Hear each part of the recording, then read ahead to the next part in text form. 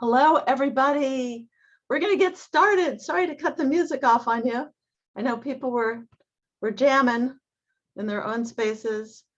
It's so great to see, not to see you. I mean, I'm so happy that you all have joined us in this amazing workshop series. We are so really, truly heartened by the number of people that are joining us and the real interest in investing in our mobilization effort to prevent trauma and foster resilience. And so this is our 5th workshop. And as we always say, it's designed to activate and equip our local coalitions to integrate trauma-informed practices and policies into all sectors of their communities and ultimately throughout our society. And it does require a collective effort by all of you and all the people, systems, and policies that you become engaged in through this process. So we have an absolutely amazing session planned for you today. But first, I just want to introduce the organizers of this workshop series. We have CTIPP, the Campaign for Trauma-Informed Policy and Practice, out front, and the PACES Connection, which is formerly the ACES Connection, and the National Prevention Science Coalition to Improve Lives, which is the organization that I represent. And just a plug for that, to see our website at the bottom there, and you can go to it to find resources for this workshop series. These are our co-sponsors. We have about 15 co-sponsors here, and I just wanted you to take a look at all the beautiful organizations that are on board with us. And it is continuing to grow in terms of our organizational sponsorship and support. And they're truly inspiring this movement in so many ways. So today's workshop number 5, is building the movement with populations with a high prevalence of historical and ongoing trauma. So we're going to start with the introduction that I'm giving to you right now.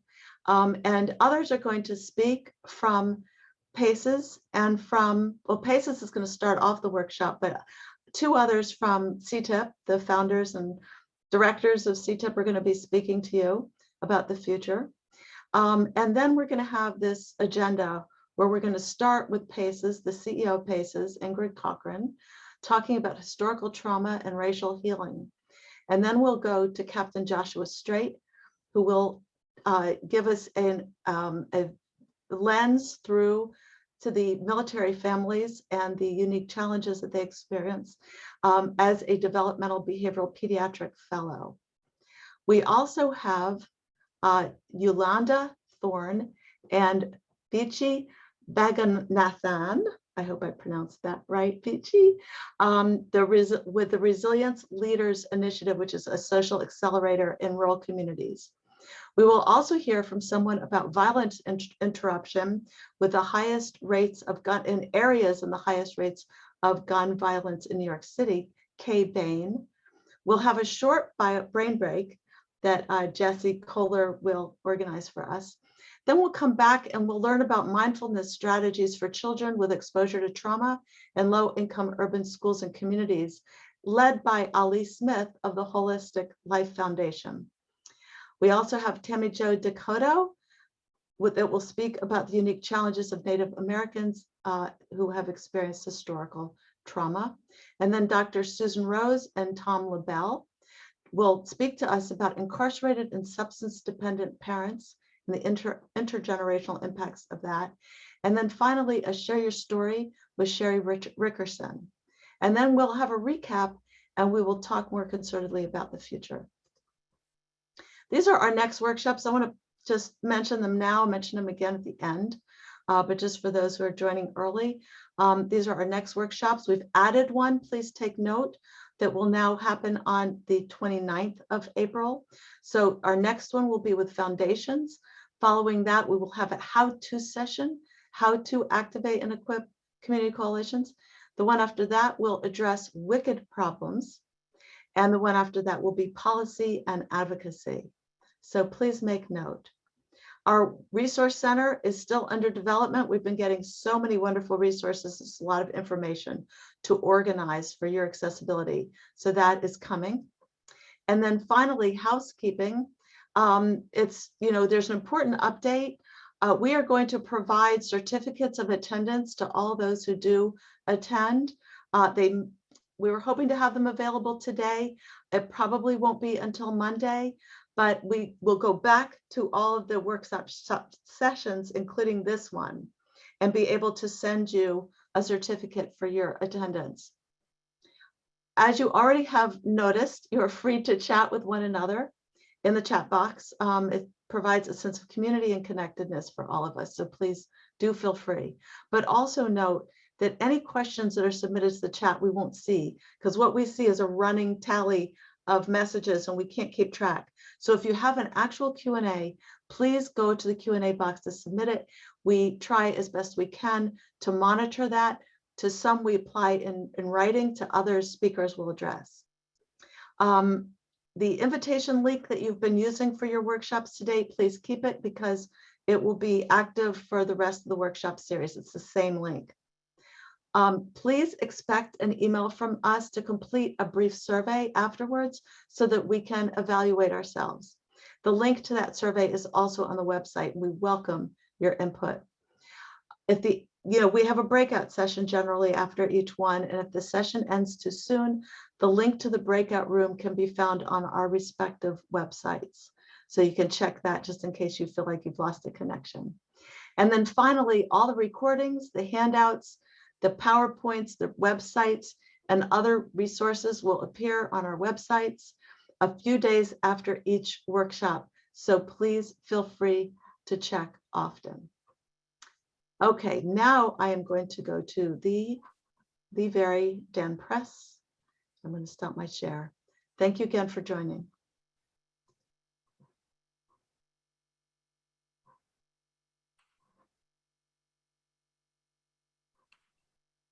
Hi, Denny? Yes. Yeah. I'm asking you to start video. Oh, it didn't. You'll be able to click. There you go. Perfect. There we go. Thank you. All right, good afternoon, everybody. My name is Dan Press. I'm the general counsel and one of the founders of CTIPP. I'm going to be real quick because we want to get onto our agenda, but in lieu of the standard land acknowledgement, I just wanted to share my own personal experience. Getting out of law school, I spent 4 years on the lands of the Diné Navajo people as a legal services attorney. And the last 50 years after that, as an attorney for tribes representing tribes all over the country, from the Everglades all the way up to Barrow, Alaska. And the two lessons I want to offer from that 50 years of experiences. One is the devastating effect historical trauma has had on Native American communities, the high suicide rates, the high substance abuse rates, and the high obesity and diabetes rates. And secondly is the vital culture that has managed to survive and even thrive despite the 4 centuries of genocide. And the work of all of us are doing all over the country to address trauma can help the Native communities and all the other communities that have suffered historical trauma and childhood trauma. There's so much upside waiting for us. So we'll look forward to the presentations of our representatives today. And thank you all for the great work that you're doing, helping to make trauma-informed programs a reality throughout the country. Denny, I'd now like to introduce Jesse Kohler, who is the Executive Director of CTIPP. Jesse? Thanks, Dan. Dan is such an incredible leader in this space, and I'm so fortunate to have him as a mentor. Denny, I cannot turn on my camera, but that's okay. And I just will keep this again very, very quick because we are already over time. And so I want to be able to hand this off to Ingrid very quickly. So I will just put a plug in that we will do another presentation for CTIPP at the next session, where we will have more time to sort of dive into all of the work from CTIPP. But I just put 2 links into the chat for folks to be able to see. One is that I want to invite folks to the CTIPP CAN call that is going to be on March 16th. CTIPP CAN is always the 3rd Wednesday of every month from 2 to 3:30 p.m. Eastern time. And this coming month, we are going to have presentations from North Carolina that are going to focus on how the Press On initiative, that coalition of coalitions that we've discussed so many times, is actualizing in a particular state, where we partner with the states, and then the state has connections with 42 communities. And you'll be able to really hear about the work that they are all doing, which is going to be fantastic. And also want to put out another call for folks to join the National Trauma Campaign and become part of the advocacy network, where we are illustrating a groundswell of support for trauma-informed, resilience-focused, and healing-centered policies and practices across the country and frankly around the world. We could not possibly do this work without all of you. The lived experiences, the stories, the insights that you have, the boots on the ground sort of relationships that you all have and can develop as constituents with your elected officials and their staff are so, so critical. So again, more to come on the National Trauma Campaign, the CTIPP CAN call, Press On initiative, and other initiatives from CTIPP at the next call, where we can have a little bit more time. But without further ado, I want to turn it over to the Executive Director of PACE's Connection, the incredible Ingrid Cockhren, for a great presentation on historical trauma. So Ingrid, take it away. Thank you, Jesse, and I hope everyone can hear me. I've always told I'm soft-spoken. Again, my name is Ingrid Cockhren. I'm the CEO of PACE's Connection. I'm going to share my screen. Let's see. And what we're going to talk about today is a very important topic that I always like to give a bit of a disclaimer whenever we're going to talk about race or historical trauma, just because these types of topics are generally polarizing in our society. So I definitely want to put out there that this is informational. It is meant to be in no way harming in any way. And I definitely want everyone to have an open mind and be open to our discussions today. So as we talked about before, this discussion is focused on historical trauma. We will talk about several different groups that will be considered vulnerable due to historical trauma. Just to give some background about my organization, PACE's Connection is a social network that is dedicated to the 5 tenets of PACE's science. So epidemiology, the impact that trauma has on the brain, on the body, on our DNA or epigenetics, and of course, resilience. We really focus on supporting communities. Again, we are a social network built to support communities to solve their most intractable problems. Currently, we have over 430 communities represented on our site, which is pacesconnection.com. And we just hit 55,000 members this week, actually. So as I am newly taking over the helm of executive director, what we're really focused on in the coming years is equity and healing-centered practices, and definitely increasing the awareness of historical and collective trauma. And this visual provided by one of our communities from North Carolina is a great way to visualize ACEs and trauma beyond what we would normally focus on, which are individual ACEs. We want to begin to have a clear understanding of collective trauma and how those collective traumas can then become historical trauma as they are passed on through generations through a process called intergenerational transmission. So the purpose of this conversation today is to really help everyone to begin to see the absence of positive childhood experiences and ACEs as a social justice issue. When we look at historical trauma, the term itself is really what we call intergenerational transmission of trauma. However, it is more likely to occur in groups that are defined by cultural delineation, like race or nationality. The term itself was coined in the 80s by Dr. Maria Yellowhorse Braveheart, who is a Native American social worker, and is defined as a cumulative emotional and psychological wounding over the lifespan and across generations that emanates from a massive group trauma. Dr. Braveheart also says that it is accompanied by what we call historical unresolved grief. So this is a presentation that I've been giving since about 2015. When I first started, I would give this presentation and people would literally get up and leave the room. Obviously, this was pre-COVID. But I have noticed that since 2020, people have been a lot more interested in this phenomenon known as historical trauma.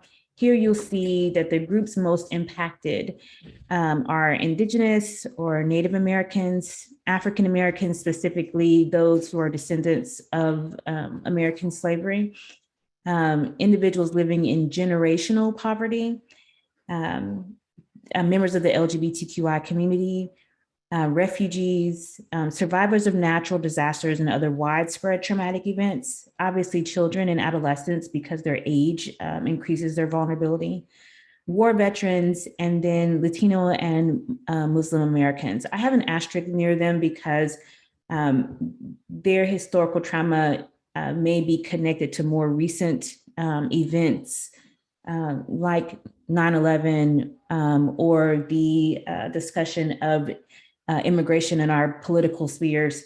And so that's why that asterisk is there. So as you look at this list, definitely think about what intersectionality looks like. So refugees of color, LGBTQI youth, children and adolescents. When you have intersectionality between these groups, it increases their vulnerability. When we think about what historical trauma looks like and how it manifests in our society, you'll see here, there's the vulnerability to PTSD and other stress-related disorders. I won't read all of them, but these are issues that are embedded within communities who have experienced historical trauma and increases the likelihood that they will have these symptoms. Let's see. As you can see here, some of these are controversial, especially if we, as we relate these topics to issues of race and issues of nationality or ethnicity. And the reason why this is the case is because we live in a country where we have kind of pushed ourselves into a corner in the way that we talk about race and historical trauma. And we have been kind of duped into this understanding that genetic race is a real thing, and it is not. And so because we are so race focused in America, we are unable to have real conversations about race and ethnicity when it comes to these issues. And often we are in the space of blaming the victims. And so racism is a real problem in America. It is deeply embedded within our history. And the way that we look at the issue will allow us to have more effective ways of resolving those issues. And so racism and xenophobia in America are systemic issues and thus must have systemic solutions. And so the RISE Center out of California has done a great job of helping us to visualize what it would mean to address issues of historical trauma within our work. So first, as you can see on the dehumanization and distress side of this visual, we have all the ways in which trauma is embedded within our systems. So we tend to focus on the individual and an interpersonal level. So this is where individual ACEs occurs. Also, this is where generational transmission, as we deal with work with families and the parent-child interactions or caregiver-child interactions. However, this visual helps us to see that we are impacted at a systemic level. And when we look at the systems that are impacting our development as human beings, we must then consider neighborhoods, communities, institutions, and definitely our history and legacy and the structure of our environment. And when we do this, this is what we would call a social ecological model. This is based on Bronfenbrenner's work. He's a child psychologist that really began our basic understanding that children develop within systems, not just homes, but again, neighborhoods, schools, institutions, and their lives are impacted by issues of policy and definitely our overall, or what we call the macro system that houses our beliefs and values. Obviously, these issues are closely tied to identity.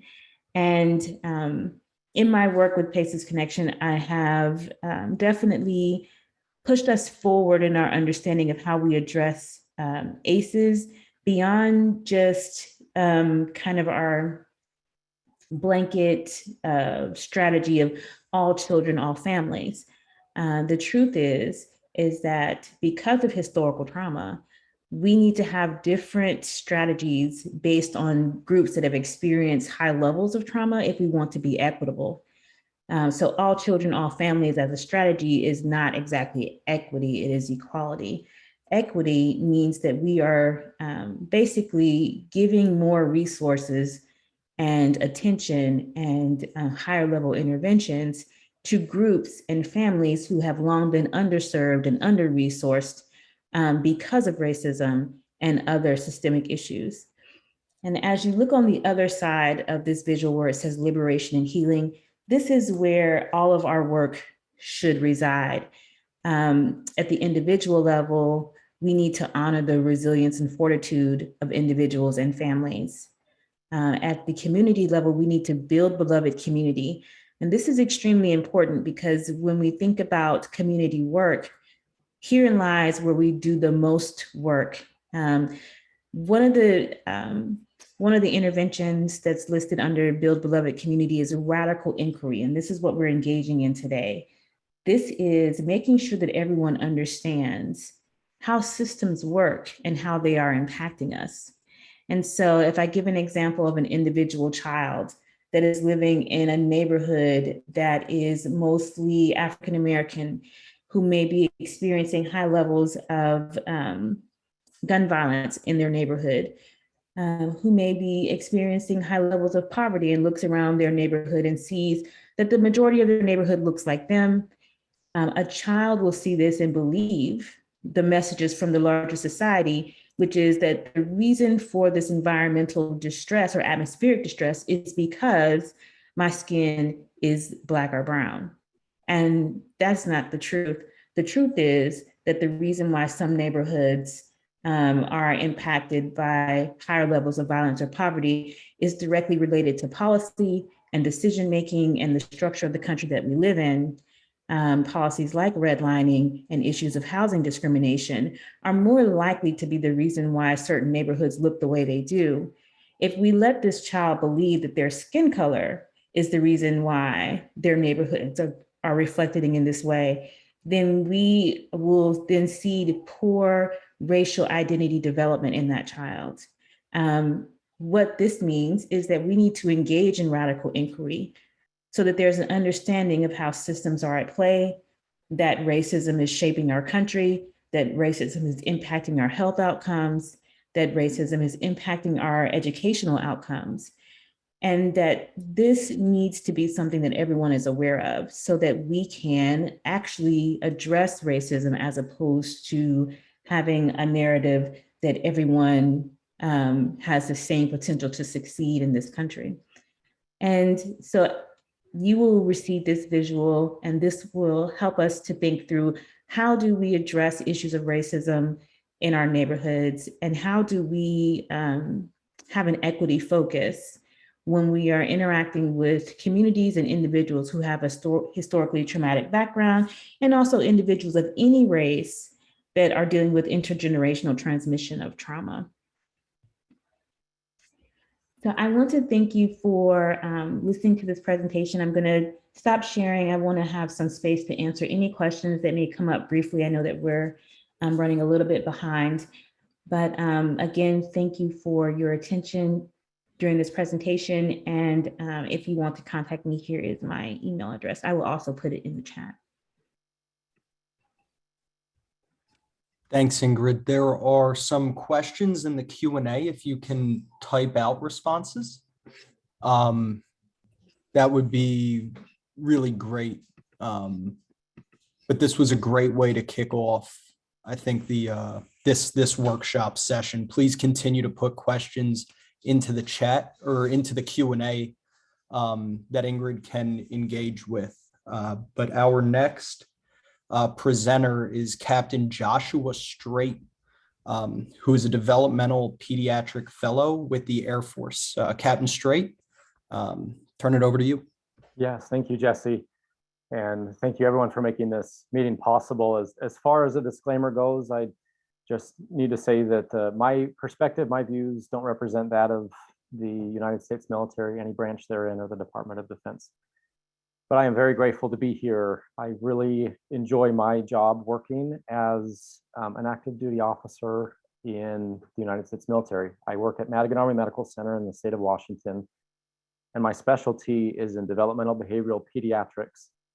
And if any of you are not familiar with that, I actually didn't know about it until I was in medical school.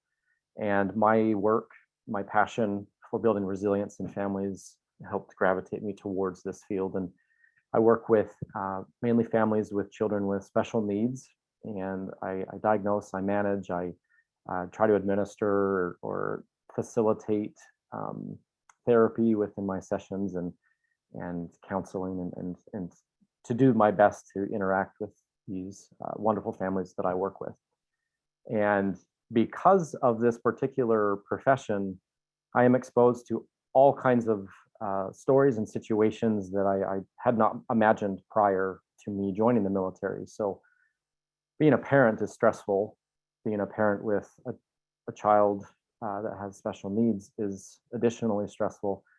And then either having one parent or both parents being in the military is also stressful. So sometimes these families are facing what seems to be impossible challenges to work through. And so I feel privileged to be in a situation where understanding the effect of toxic stress and the risk factors that can lead to it can have on the development and the wellness of that child and their family at large throughout the lifespan. What I've understood in my practice, and since really engrossing myself into ACEs science and resilience, is that we understand when these events happen, it alters the brain, the way that it's connected. It alters a child's ability to attach to another human being. It alters their perception of themselves and the world around them. It's also telling of what we actually need as human beings. That's why I really appreciate the fact that PACES Connection have transformed their name to PACES Connection, so that we focus on the positive experiences, because every one of us as human beings, we need stable relationships. We need a family. We need connection. We need healthy touch. We need to feel like we can be safe and that we can be respected and that we belong as part of this human family, and that whether it's our gender, our religion, our race, or our age, or whatever else it is not a disqualifier from being part of this important human experience.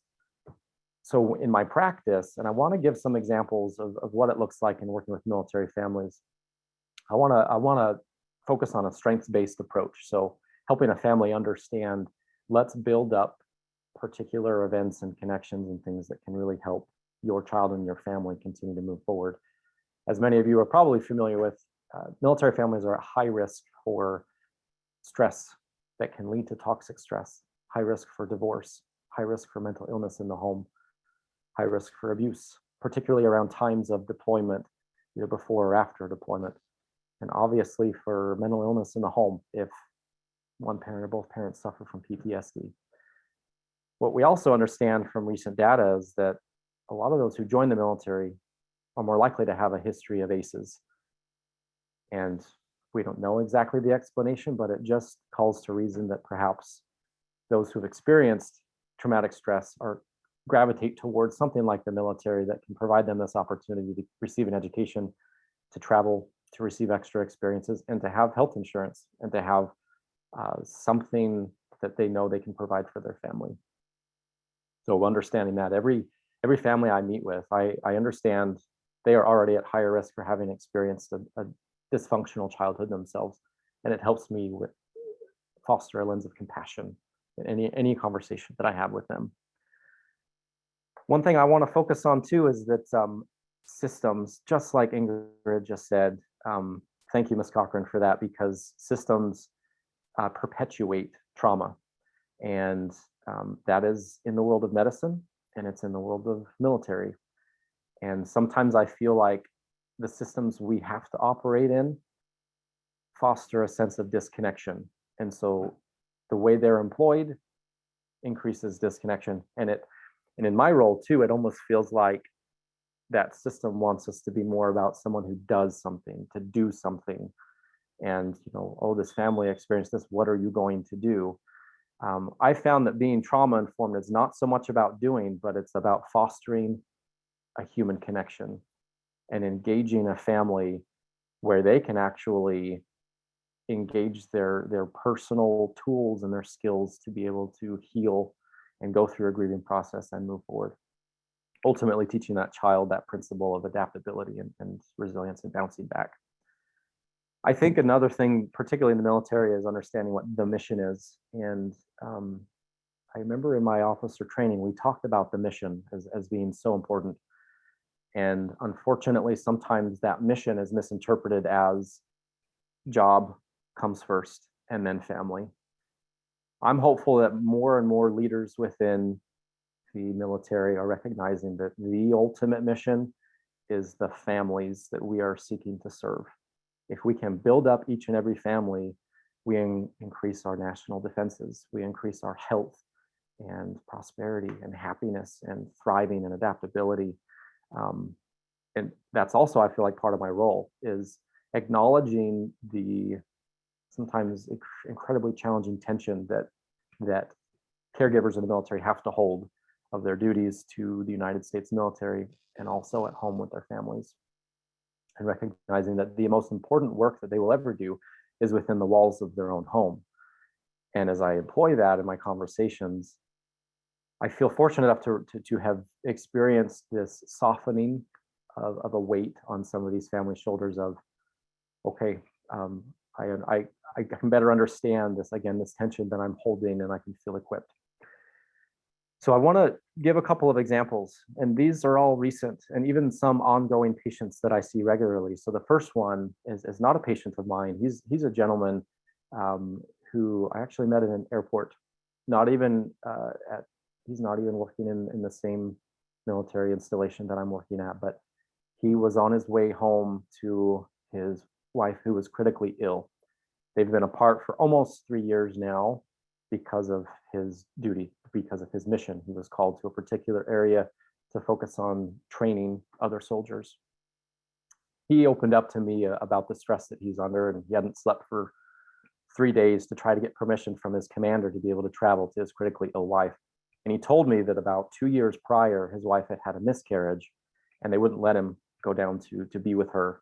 And it was, again, almost full-term pregnancy. He was ready to leave in about a month or two. They wouldn't let him go. And she was very depressed, obviously, and grieving the loss of their expectant child. And he told me that it was him having to have a breakdown and become incredibly angry, where they're like, okay, take 30 days, you go ahead and go down. And this prompted in me this idea again of the mission. What's the most important thing? And he taught them, and he taught me as well, that as we nurture the people the men and women in the systems that we operate in, we nurture their need for human connection and their stable family relationships, then the job's going to get done. But if we neglect that, then not only is the job not going to get done, they're going to suffer, and it's going to take a while to recover. And he opened up and said that it took him a while afterwards to kind of, in a way, bounce back from it. But he gained some skills and resilience. And he said that he approached his commander this time and said, look, my wife's very sick and I have to go be with her. So we have two choices here. And I was very inspired by what he said. And that's helped change my practice. As I work with families, I want to be bold, but loving. I want to have compassion, but I want to have firm boundaries. And this next child that I want to talk about is that exact scenario where I had to boldly say something that I knew was going to be a difficult thing to hear.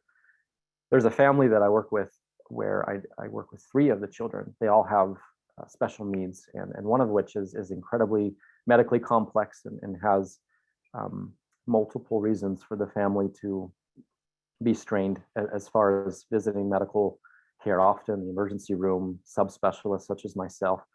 But the family dynamic was such that what was happening was not working. So both families were active duty military, both parents, active duty military. And thankfully, because of extended family, a family member was able to come and live with them to help take care of the children.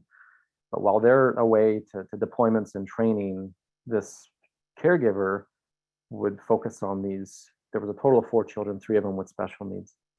And she herself needed emergent surgery.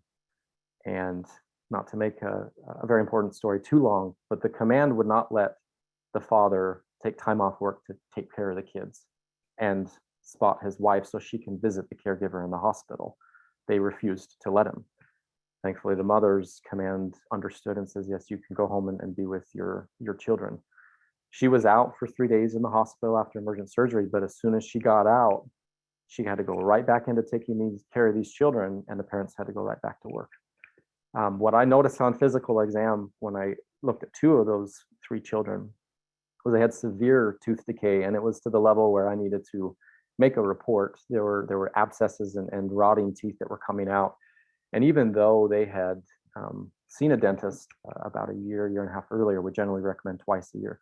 This was evidence that I needed to tell the caregiver and the father, things are not working right now, and I'm going to get some more help. And so in the military, particularly in my installation, we have something called the MCHAT, so the Military Child Health Advocacy Team, where they involve something called family advocacy, and they contact CPS and they bring in a social worker and they say, and my approach is, this is something that's not working, but I'm going to help get other people involved that can build skills within the family. What I did not understand was that this father had CPS called on them when they were children, and he was put in foster care. So when I had this conversation, it triggered something inside of him.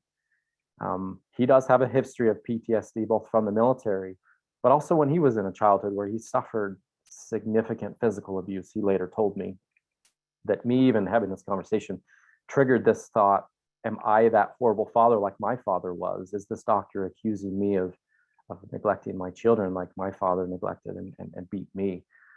And thankfully, we had a very meaningful discussion where right now, due to the systems that we operate in and your command not being compassionate and understanding the true priority of your family's health, we need to get other people involved. And this team, thankfully, is able to actually interact with the military, with command, and saying, look, this is what's happening.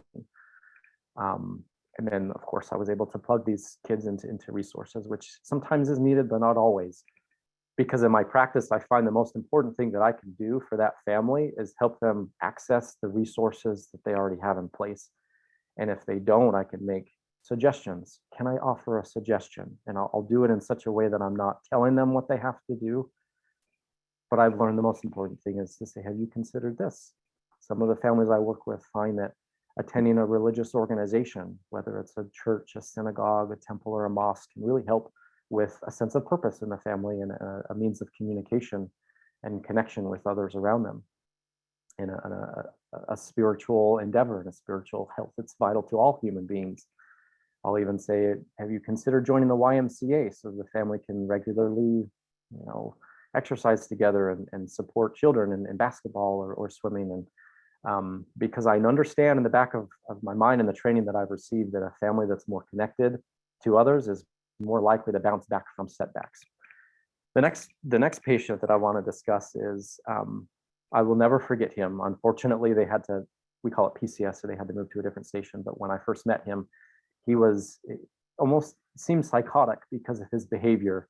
But when I was able to, through a trauma-informed approach, understand what was going on in the home environment where both parents, prior active duty, had PTSD, significant PTSD from being deployed to conflict. And he was a difficult child. He had a difficult temperament, which increased the strain within the home. And when we could get to the foundation, the explanation for these natural reactions to abnormal circumstances, then I was able to help them understand you're not a bad parent, he's not a bad son, and plug them in with a resource we call Focus. So Families Overcoming Stress, which is one of my favorite resources, where we have a non-medically based group of volunteers, some social workers and educators and others who are willing to sit down with parents, however many sessions they need, to talk about conflict resolution and communication and how to literally overcome stress. And from when I first met this child to about a year later, I got to get to know him because he would communicate. He was bright, he made eye contact, and he was happy and cheerful. And mom, at one point, actually had tears in her eyes saying, we needed help. And I'm so grateful that we got the help. And that to me is a reminder that when I could have easily just diagnosed this child with something and given him a medication and said, see you in 6 months, good luck, could that really have helped the child? I don't know. But what I do know is that through this trauma-informed approach to this high-risk family and already being in the military with a history of trauma themselves, that child was able to receive extra connection in their home and feel loved and supported because the parents also got help for their PTSD. Another family of mine where the mother actually suffered a significant traumatic brain injury and severe memory loss and depression, felt isolated and alone, and her active duty husband was always away working 60, 70 hours a week and going away on deployments and training. She felt alone to manage their child with special needs. There was a constellation of things. We got him involved in neurofeedback therapy and behavioral health therapy and addressing medication that would substantially help him be at his best. And suggesting that mom get them involved in activities in the community. She was very isolating before and very depressed, as you can imagine. But she got involved with a Bible study group, and they got involved with Taekwondo, and she started making friends and he started making friends. And I started to really get to know this real child, this child that was not suffering with the adversity and the adverse circumstances. And then also inviting the dad to join, where we can talk about his military duties and understanding, again, when you get home, you're exhausted. And sometimes the best thing you can do is get on the floor with your son and play a video game with him, read a book with him, watch a movie, go for a walk, play basketball, do something for 5-10 minutes.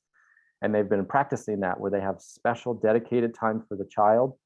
I'll use an anonymous name, Matthew, like Matthew special time. Every day, 10 minutes, set the timer. You don't direct him, you don't tell him what to do. You're just with him. And you can hug him and hold him and touch him. I also recognize that in the military, we have a very diverse population of men and women. And when I work with families of color, I make a point of it to point out that I acknowledge that you, if you want to be a doctor, you can be a doctor, and praise them for who they are, because I recognize the system I operate in and the nation, and me being a privileged white person, it's not as easy for people of color to recognize, well, if I want to be a doctor, I can be a doctor. And so I want to inspire that in these families, that it's okay for them to dream to become president or be a doctor and these things, and acknowledge the impact that racism is either currently having on that family or has had in the past. As I have my conversations about ACEs with them, I incorporate racism as something that can alter how someone feels about themselves or the world around them. In closing, I want to recap again my approach. And whether I'm working in a civilian hospital or at the military, I always counsel families on the importance of HEART. It's an acronym that I've grown fond of, where if you hug a child, you engage them, you ask questions, you read to them, and you talk to them. When you incorporate those things, you're building a sense of resilience from day one, where they can touch you and feel you and smell you. They see your eyes. And as they get older, as they know it's okay for dad and mom to ask questions like, how are you feeling today? How was school? Are you feeling safe? And they feel comfortable in talking about sex and peer pressure and those things as they get older. And it is okay to talk about feelings, because yeah, sometimes I'm angry too. And sometimes it's hard, and acknowledging those feelings and experiences. There's a book, Building Resilience in Children and Teens by Dr. Ken Ginsberg, and he gives 7 C's of resilience that if we can help every family, military family, and every child recognize that if they gain a sense of competence, confidence, connection, character, coping skills, contribution, and control, then ultimately that family can bounce back from anything. And I love working with these military families. I hope that the perspective that I've offered has been helpful, and I'm grateful to be part of this team in such an important work. That was spectacular. Thank you so much, Captain Strait. People are really resonating with it, as you can see in the chat. And there are a couple questions for you in the Q&A. We're going to have to move on, but if you can type your responses, that would be really terrific. Yes, absolutely. That was really phenomenal. Thank you so much. Thank you. Yes, I'm going to introduce our next speakers from the Resilient Leaders Initiative, which is a social accelerator in rural communities. Vici Jagannathan and Yolanda Thorne will be speaking. Take it away. Great. Thank you so much for having us, and just nice to be here and see some familiar names in the chat and stuff. So we're excited to share. I'm just going to share my screen here. So yeah, as was introduced, we're going to be sharing a little bit today about some of the work we're doing in rural Eastern North Carolina around fostering more trauma-informed environments. And specifically, we'll talk a bit about our community-built strategy for resilience, how we arrived at this idea for a social accelerator and some of what's come out of it, and then our community board and kind of how that group offers guidance to all the work that we do. And so, as a summary, I'm Vici. I'm one of the co-founders of Rural Opportunity Institute, and we are a small organization based in Eastern North Carolina, Edgecombe County, that seeks to support youth organizations and communities in rural North Carolina to interrupt cycles of generational trauma and design innovative solutions for healing and resilience. And our goal here is really to not only create trauma-informed solutions that work in rural communities, but to also be able to build a knowledge base of things we can share with other people, so that other places that face similar challenges can also learn from the work we're doing, and hopefully we can learn from y'all. So definitely like a community that we would love to continue to engage with after this conversation. And so you'll be hearing from me, and also Yolanda Thorne, who is a program manager at the Public School Forum of North Carolina doing resilience work, and also is one of our community board members. So she will share a bit more about that body and how it interacts with some of the work we do. So just to give some context, we are based in Edgecombe County, which is, again, a rural community in North Carolina. And I am not originally from there, so I moved to the area in 2017 to start ROI, and had been there previously as a high school teacher. And upon arrival, have just been entirely struck by the strength and resilience of the region. And so, you know, we heard earlier about historical trauma, and I think Eastern North Carolina is an incredible example of historical resilience. And just to give you a couple of data points, it is home to a town called Princeville, which was the first town in America incorporated by freed slaves after the Civil War. Martin Luther King came to Rocky Mount, which is actually the city that I live in, to give his I Have a Dream speech before giving it in Washington. And since then, there has been a long legacy of people continuing to fight for and uphold civil rights and other types of movements, just like super powerful. And yet at the same time, we do struggle from a lot of long-lasting disparities that stem from trauma. And so when we first started our organization, a lot of different community members named that they wanted to understand ways that we might be able to heal from a lot of that generational and historical trauma. And so in order to dig into that, we did a community-based systems mapping process, which probably could be a topic for a different session, but basically to help people disentangle all the different forces that contribute to trauma. And so we did a lot of activities, we built this map, and ultimately arrived at this shared idea of all the different things in our community that contribute. And what we wanted to do was figure out, like, okay, given all that, where do we start? What do we do about it? And so we did this process called leverage, where you look across the system and say, like, where is there already energy for change? Where is the opportunity for ripple effects? And, you know, for our specific context, where does it make sense to intervene first? And out of that exercise, we arrived at a 3-part strategy for how our community can arrive at the reality that people wanted to see. And the first part of that strategy was learning. And so specifically building awareness in as many spaces as possible of what trauma is, how to respond, resilience-based tools. The second part was healing. And so taking that knowledge and translating it into policies and practices within existing organizations and institutions that move away from punishment and towards healing. And then finally, supporting people as they're on the pathway to healing, to staying connected to opportunities for school, work, and wealth building, with the vision that long-term, those who've experienced trauma and healed become the people that are in the position to provide healing to others. And so this is kind of like the strategy that's been guiding our work for the last 4 years or so. And so we'll share a little bit about some things we're doing to kind of act in that direction. And the first part of that really is the community board that we formed to govern that learning part of the work. And so I'm gonna turn it over here to Yolanda to share more about that. Thank you, Vici. And so I do want to give a little background information about the community board and how it's formed. I am Yolanda Thorne. I'm here in Wilson, North Carolina.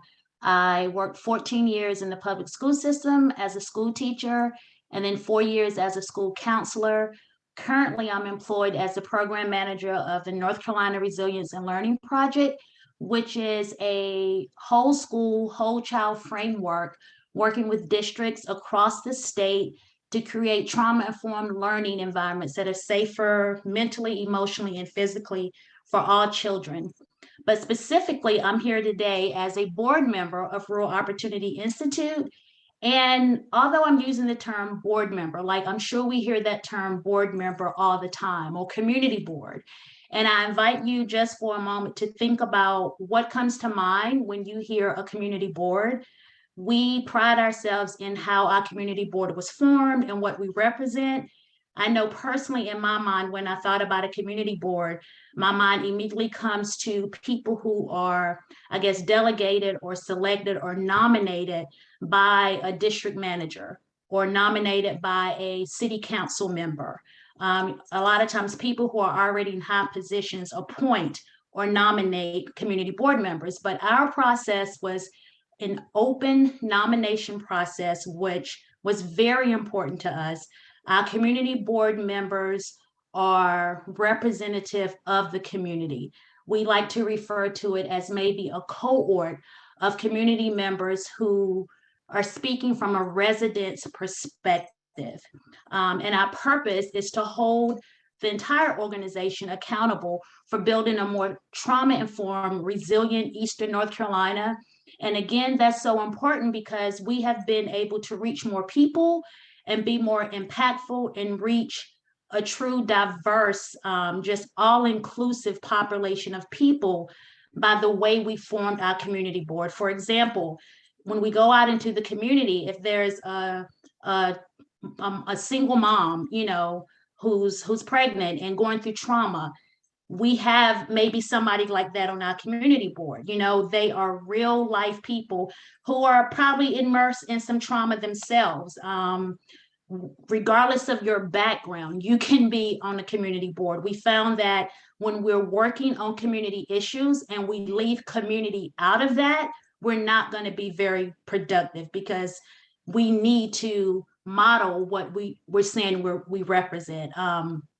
Really brief example, I was a school counselor at the time I was nominated to be a community board member, and I was blown away. Like, I mean, not to mention, I thought, I'm a school counselor, you want me to be on this community board? And I was informed that Rural Opportunity Institute sent out a mass email. They had kind of like at that time, maybe 180, 200 emails of community members. And they sent out this mass email, like, we are looking to build our community board. Who would you like to nominate? It could be the grocery store clerk who everybody knows in the town, who greets everybody when they come into the grocery store. And so we just built this beautiful community board. We run our meetings very professionally, obviously, but also very relaxed. We start every community board meeting with the grounding activity. I don't want to jump ahead of myself, but I only have a little bit of time to share. But part of what the community board has also done, we've partnered with an amazing organization called Resources for Resilience.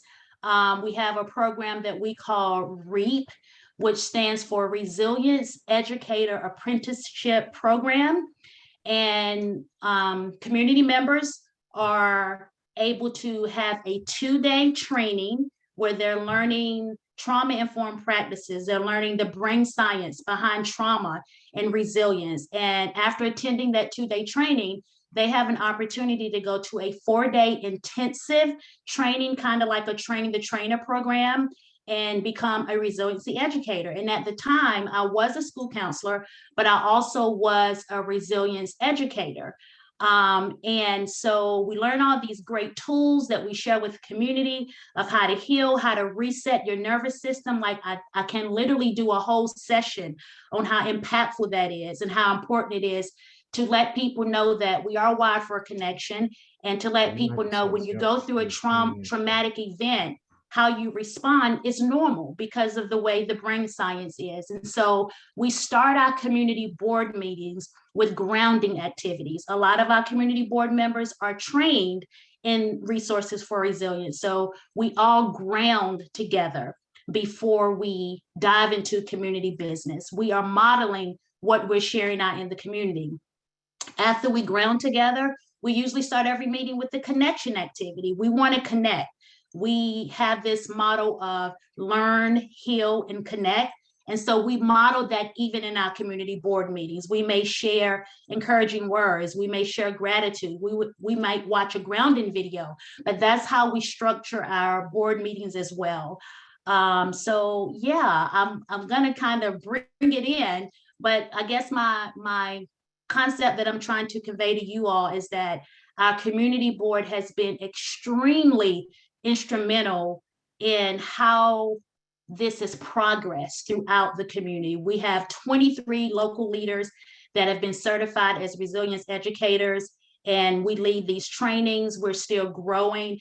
And this slide is just showing you a snapshot of the knowledge building impact. We have literally reached over 13,000 members of the community since January 2020. And not only am I a board member, I can speak to the impact that the way this whole system is set up, how it grows people and it grows the community. At that time, I was a school counselor. Since then, through my partnership with ROI and the board, I landed my job as the program manager of Eastern North Carolina for trauma and resiliency because of the connections we make and how much this impacted me. And I literally started just spreading this word, and that's what we do. And it just, I don't know, I'm getting goosebumps just sharing it with you. It's that impactful. So I'm going to turn it back over to Vici, and thank you for this moment to give you a snapshot.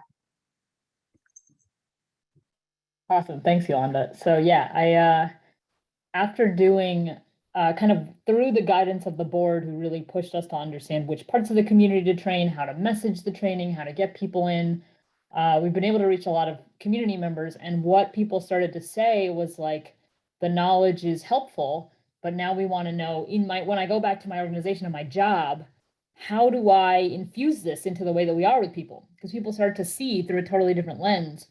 Like now I go back to my job as an educator or a police officer, and I'm realizing all the ways that we are continuing to perpetuate some of the patterns of trauma that have been here a long time. And so that led us to work with a subgroup of the people in the training that we called a design insight group to design a program that would help us understand how it is that we might support organizations to start to embody some of the practices that we learn in this training at a more sort of structural level. And so that program is called the Resilient Leaders Initiative. And the goal is really to infuse inside institutions these healing practices. It was modeled after, and some of you may be familiar with these like accelerator or startup fellowship type approaches. And so through my own work and some of the other people I know have learned about like a lot of these programs around the country. So if you, of course, go to Silicon Valley, there's like tons of accelerators, Y Combinator, et cetera, that are meant to help organizations in a short amount of time build some new skills and implement new things. But there are none, unsurprisingly, in the rural South. And oftentimes, even when they exist, they are focused more on like products or profit, and not so much on this like much needed healing work within existing institutions. And so our goal in building this was to take some of the best parts of those programs, but channel them towards addressing historical trauma within public institutions, not startups, and in rural North Carolina. And so with that, the Resilient Leaders Initiative was born. We ran one cohort last year and are ready to launch a second one this year. And we support, last year we supported 5 organizations, and I think the same will be true this year, to work through a 9-month process of implementing and testing out some new practices. And kind of what people go through is a first phase of just really focusing on framing the problem. And a lot of that is understanding, like in their context, who are the people that they serve and how is it that their organization may be perpetuating trauma, but also what are the bright spots where they may be creating opportunities for healing. And so they spend some time kind of interviewing people and understanding that. And then we spend a second phase trying to figure out the right solution. So rather than jumping to like, oh, we have a discipline problem in our school. I read this thing, let's implement that. Instead, we kind of spend more time generating like, what's the whole landscape of solutions? And how do we test a bunch of them and see what actually works well for us? Because oftentimes the best practice solutions out there aren't designed for the constraints of communities like ours. And this is probably true for a lot of you. And so it's hard, like you're retrofitting some of this stuff to an environment that it was never designed for. And so instead, we're kind of encouraging people to think through how we might adapt or reconstruct some of these solutions for our context. And at the end of that, teams kind of arrive at a hypothesis or plan for what they want to take forward and sustain within their organization.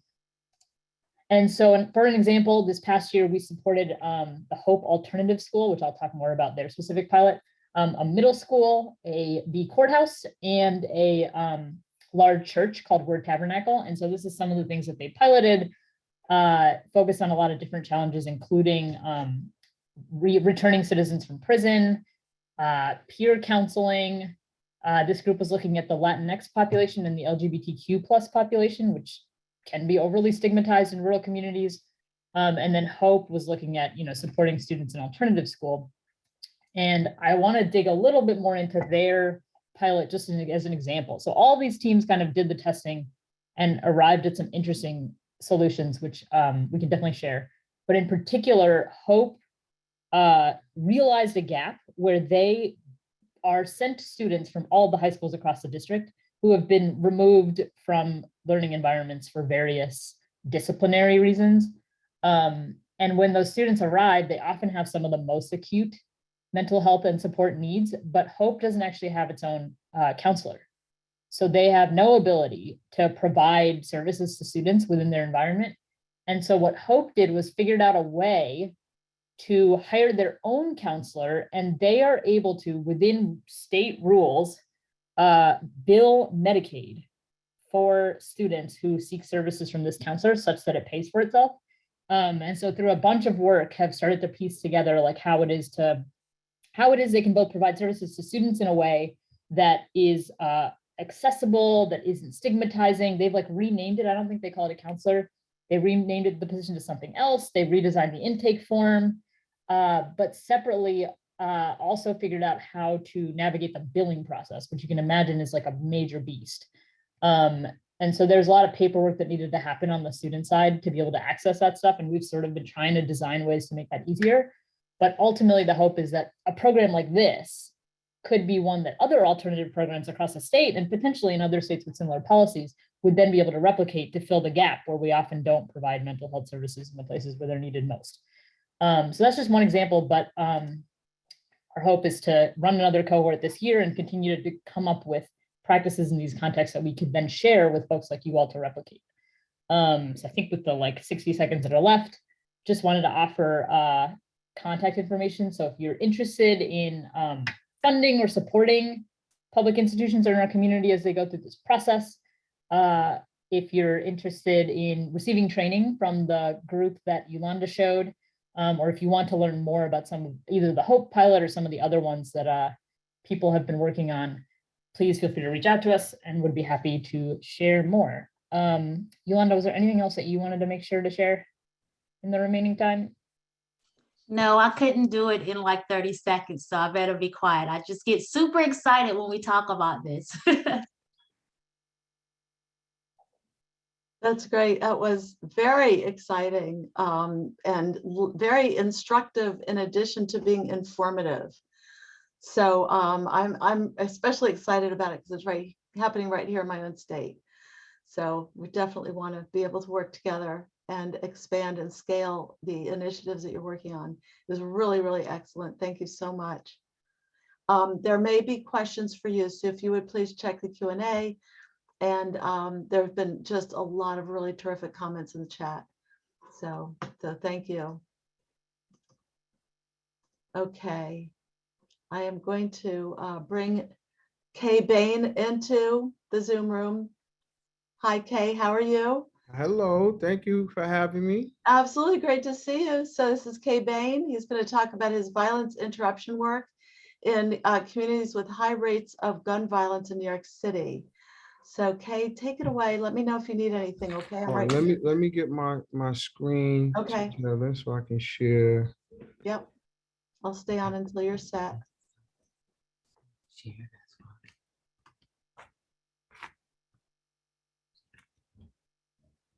So I may or may not be using my PowerPoint. Let me see recently.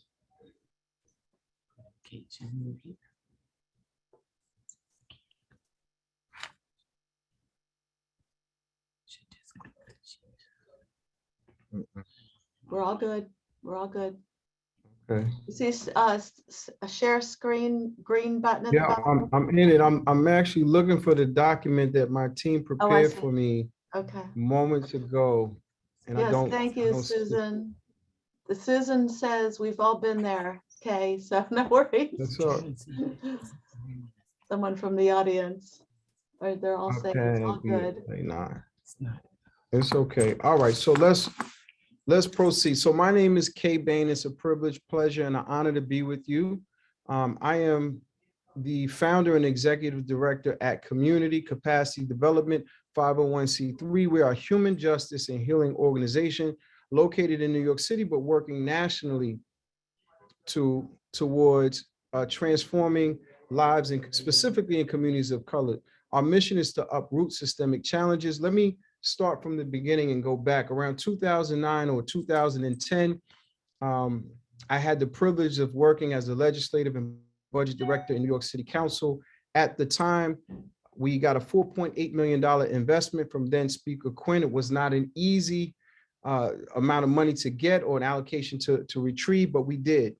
And in doing that, we set up pilot programs around the city of New York, now affectionately known as the Crisis Management System. We've grown that investment to over $100 million in the last decade or so. Oh, I think, one second, I think I'm getting some support to find the document. So when I share screen, I think it's underneath.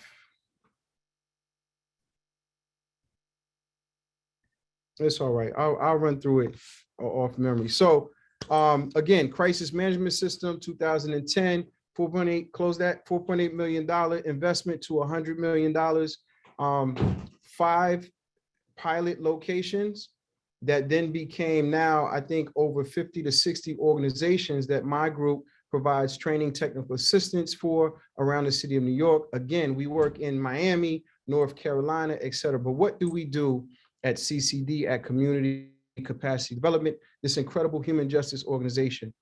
So we focus on sustainable growth planning in communities of color, communities that have been marginalized and disinvested in. Now, one of the most effective ways to do that is to look at violence, because violence is undeniable. Violence is a byproduct of disenfranchisement, as many have said before, and the traumas that we have suffered in our communities. So we're known as an anti-gun violence organization and initiative. We're known as that. We're known as an anti-racist, anti-poverty organization. I think one of the reasons that we gained national recognition and attention was because in Queensbridge houses, with many who are familiar with New York City will know, it's the largest housing development in North America and arguably the world. Well, we went to Queensbridge houses and we did some things there that hadn't been done in other spaces and affected 365 plus days with no shooting, no killing in that housing development. Now, me being a Brooklyn boy, that's an accomplishment, because to those of us who do this work, we know how hypersensitive many of us in these communities are. Sometimes we grow up in 4 to 6 block radiuses and don't leave those. I know people in New York City from Brooklyn who have never left the borough of Brooklyn. These are grown women and men, but again, operating inside of that silo, that 4 to 6 block radius. How did we work with the community to produce such an outcome? How do you, in the largest housing development, again, federally, the poverty rate is around $24,000, $26,000, depending on your family size. In Queensbridge houses, it's $13,000 to $15,000 per year median income.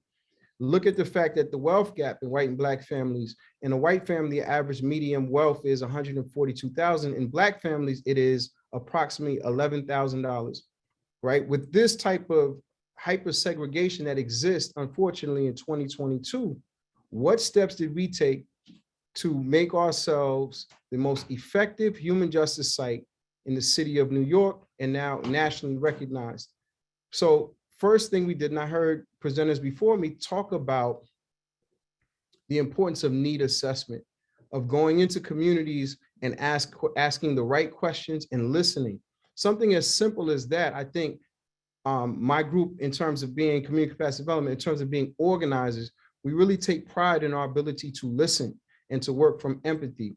We have a saying, when you start at human, then justice is a possibility. But when we start at criminal, in terms of criminal justice work, we very rarely end up in a position in which justice is acquired. So we are, again, a human justice organization, and it's built into the way that we approach these challenges that I'm speaking of now, the trauma that we're all speaking about now. So let me give you a little bit about what a human justice organization requires or is built on. So we have a theoretical framework that says human rights plus human development leads us to human justice. It's an equation. Human rights plus human development equals human justice. Well, the rights component of this conversation is built on the fact that every human being, regardless of gender, geography, economic status, regardless of creed, color, is a precious gift. That life has to be respected and be treated with dignity. So that's first. Human rights, we have to be made aware of these rights. We have to be given these rights forthcoming, just on the basis that we are born into this world as human beings. Full stop. The human development component of this means that it's about resources, but not just throwing resources at our problems, at the challenges in society. Not just saying on paper, we're going to move this much money from this part of the Excel sheet to another.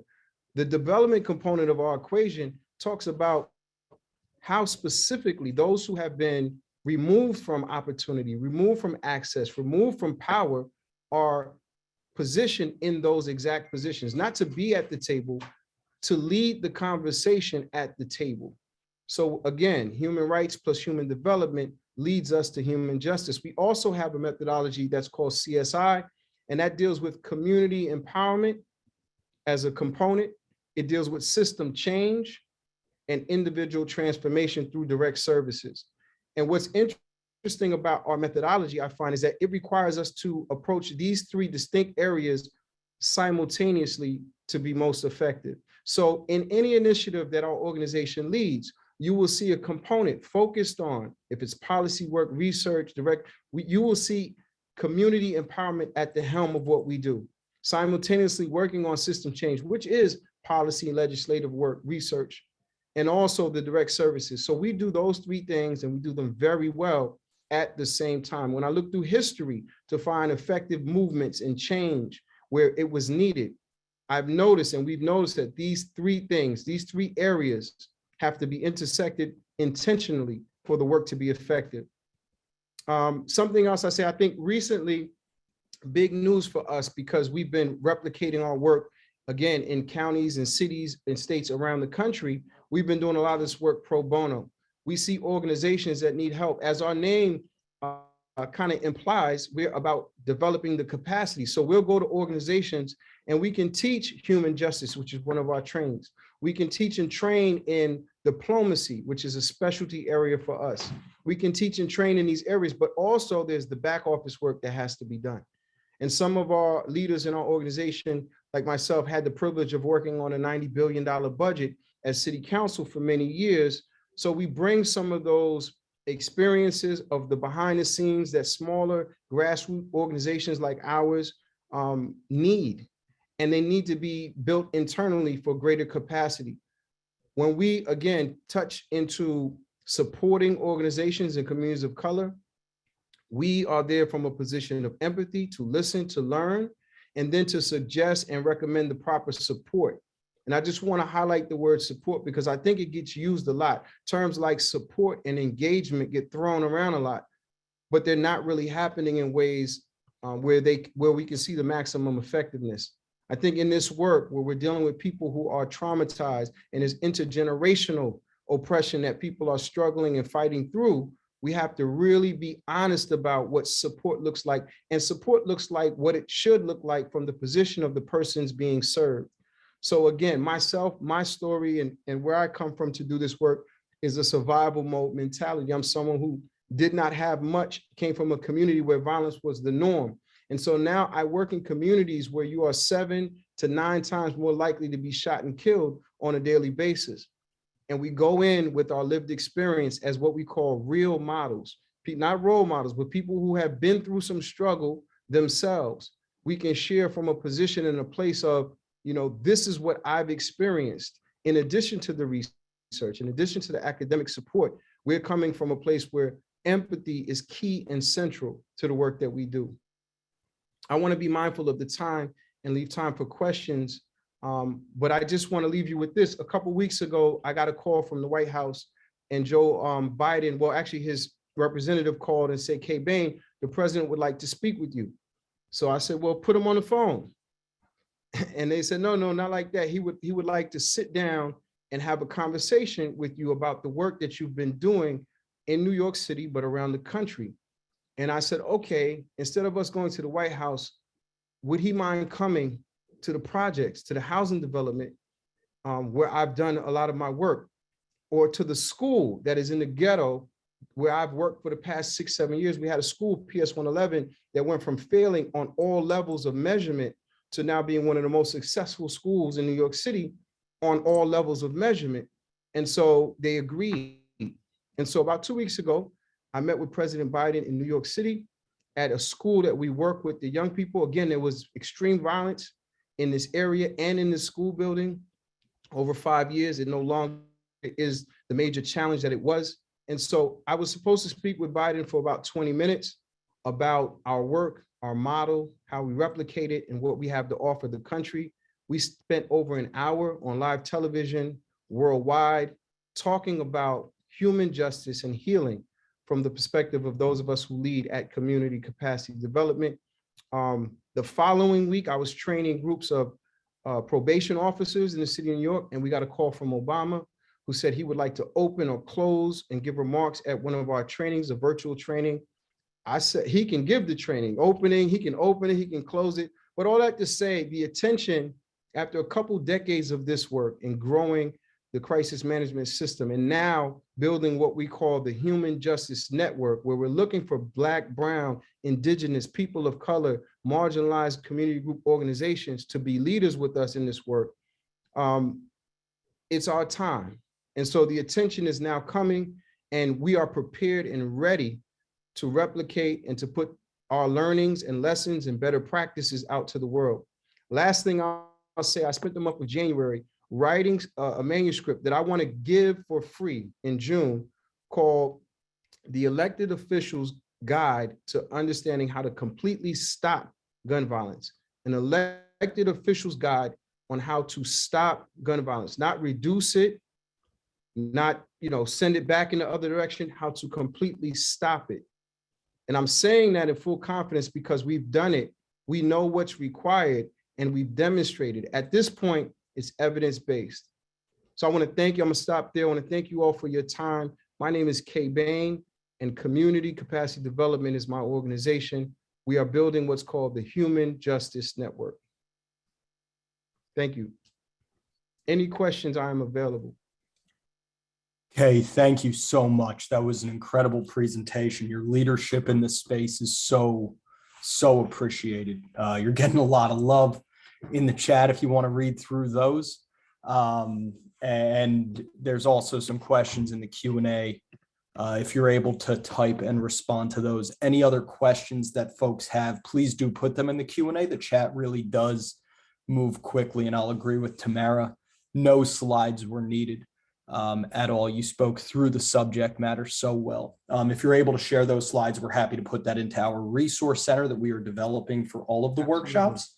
Feel free to email that to us and we'll get that to everybody. I just want to quickly thank you for a platform that allows leaders like myself and others to have a network, to be able to hear, because I'm learning as I'm here and I'm happy to share, but it's always great to have like-minded experts and leaders so that we can draw on each other's energy. This work is very fulfilling, but it's very draining at the same time. So I thank you, Doctor. I thank you so much for the invitation, and I look forward to working with you soon and often. Absolutely. I'm already planning to follow up with you very concertedly. This whole domain is of great interest to us, and I want to know much more about your work. Yeah. That was spectacular, and I agree with everybody. You did not need slides. That was probably the better way to do it. So thank you. Thank you kindly. Mm-hmm. Thank you. And to what you said, as the chat and Q&A both sort of are exploding, so feel free to read. Yeah. We created this because there was a need for a cross-sector sort of platform to share the universe of the work that's going on. Because like we're hearing today, and like we've heard in past sessions, the work that so many thought leaders and passionate individuals are doing is just incredible. And we know that with the platform that we've provided, that we aren't even able to cover all of the work. And so we thank everybody that's in the audience, others that aren't able to present during this workshop series, and recognize that in future years and for future sessions that are to come after this particular 9-session workshop series, there will be so much more thought leadership to share, and we will continue to find ways for you to lend your voice, your expertise to the movement as we continue to grow together. Right. We are about an hour and a half in, and I just want to say too, just like thought and action leadership. absolutely. I always like to have the action term in there because that's where we're going with this. Thank you. But yeah, no, I appreciate that, Jesse. No, it's all about the action, right? I mean, the research is all very, very necessary, but how we put that into action and really influence and improve people's lives, communities' lives, how we improve and change systems is so critical. That's why we do what we do. Yeah. And so with all that was shared in the first part of this session, I want to invite folks to take a few deep breaths. We are going to do some exercises from my little brain break book. And so for the breaths, and I also want to invite folks, if you need to step away, go to the restroom, we're going to return and resume in about 10 minutes. Yeah, please stay on. We have some spectacular speakers yet to come. Yeah, so please stay on, but feel free to step away, take the time that you need if you need to go to the restroom. But for the brain breaks, we're going to do 2 different ones today. Or we'll actually do 3. So Denny, I'm going to ask you to cue up some jazz music because that was certainly getting love in the chat. And we'll do about 5 minutes of a jazz music exercise after our 2 brain breaks, our 2 first brain breaks. And then we will all become conductors or dancers. I will invite you all to do whichever feels best. But the first brain break, which is an energizing brain break, is called lion's breath. So what we're going to do is take a deep breath in, and then we're going to open our mouths as widely as you can, stick your tongue out towards your chin, and release all your breath with a roar like a lion. Please remember that you are not on camera, so feel free to look as crazy as you want. I will try to model that. We are going to do it 3 times. I hope that I don't look too insane, but also it's all good if I do. So we're going to take a deep breath in and then let it out. Folks can let me know if I am a good lion or not. I would assume that it is not. So we will go ahead and try it again. Take a deep breath in and then go ahead and roar. That was not a good one. That was not a good one for me. We'll do it one more time. And we'll continue to work on this and figure out how to roar like a lion. Take a deep breath in.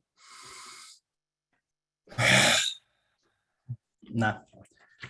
Again, sort of pulling these out. Didn't have a lot of practice with the roar. Maybe I'll stay away from those in the future. Probably will. The second brain break is going to really, I'm glad that it's entertaining. The second brain break is going to really activate our midbrain a little bit. It'll be a little bit more relaxing in this. So what we are going to do is we are going to draw large letters in the air, but instead of saying A, we're going to say 1, 2, 3, and we'll go up to 10. Or with time, let's just do the whole alphabet together at your own pace. This is a good way to sort of separate what we're drawing and what we're saying. Again, it activates that midbrain, a deeper brain state, helps us relax, think a little bit. So we'll go 1, 2, 3, 4, 5, 6, 7, 8, 9, 10, 11, 12, 13, 14, 15, 16,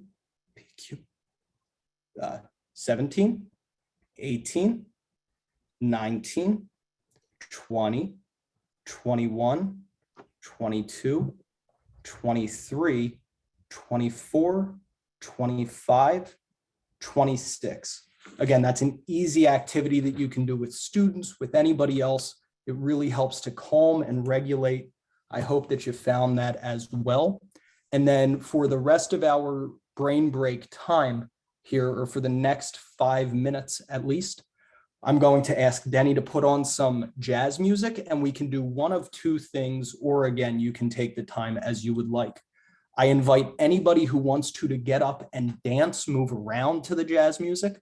I also invite folks to become their own conductors to the jazz music, especially for those who may not be as mobile, may be having back problems, lower body problems. It may be more comfortable to simply compose music, but whatever you want to make of the next 5 minutes of soothing jazz music, I invite you to do so. And we look forward to being back together for the next presentation right around 2:40.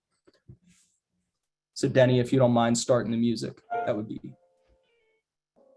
fantastic.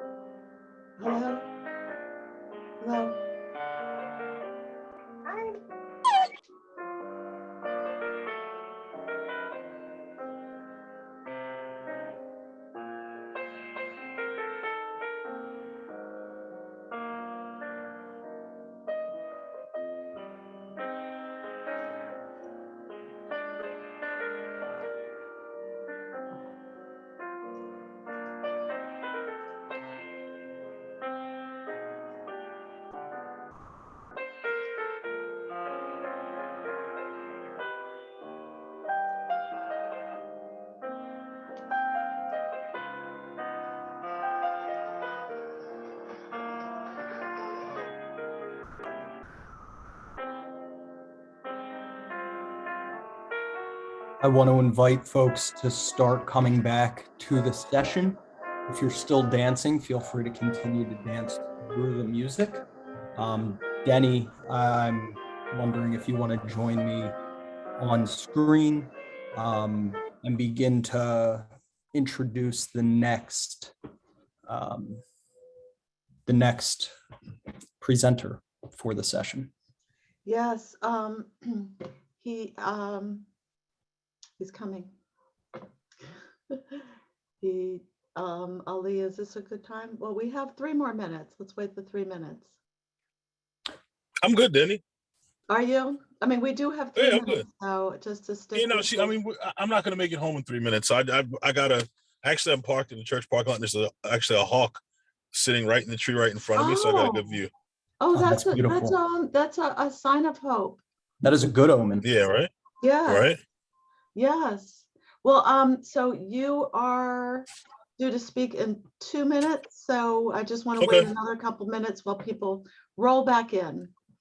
Should I turn my camera on now? Or wait until you Yes, turn you're it on. certainly welcome to turn your camera on. We'd love to see Okay. your Just make sure I got a good faces. angle. Yeah. It says I can't start it. I think you Oh, have to yes. start it, let or whoever me- the host is. Yeah, I turned you off because I could see you steering. I could see you were you steering the car. There you are. Yeah, Hi. I'm just good. How you doing? I'm okay. Yeah, it's good to see you. Good to see you too, always. Yes. Holly, let's be good. Oh, poor thing. So Jesse, Ali had to raise his puppy to the vet, and so that's why he's calling from the car. Ali, the exact same thing has happened to my dog twice, and it's extraordinarily painful until they can get it out. So Yeah, and the thing was, it wasn't bothering her at all until they ripped it off. So like she was fine. I didn't even notice it until my cousin came by to pick something up. She's like, "Oh, is that blood on the floor?" I was like, "Where's the Yeah. blood on the floor?" And I looked, it was just like dangling, and I was gonna Oh. rip it off, but I was like, "Well, Holly, Oh. we're good back there." Yeah, but yeah, but I could hear her like yelping in the back when they tore it off and cauterized it, and then they were like, "All right, well, she's good now." Oh gosh. But yeah. Oh. Ali, Yeah, would it- so it's a nail that came out of a nail bed. Oh, Yeah, like yeah, she cracked it at some point while we were at the dog park this morning. Yeah. gotcha. Would it? Yeah. Do you feel comfortable moving ahead with the presentation? Oh yeah, I'm totally. Yeah. Oh, I mean, he's yeah, We know cool. that. yeah. Yeah, I'm sure. I'm totally fine. Yeah, I He's I totally mean, like I said, cool. I found a cool church parking lot. I got a hawk right in front of me, and she's fine, so I'm good. The hawk is fine. I'll go off Yeah, camera, my but know dog's that we're fine. all thinking about it too. Okay. We're All loving right. it.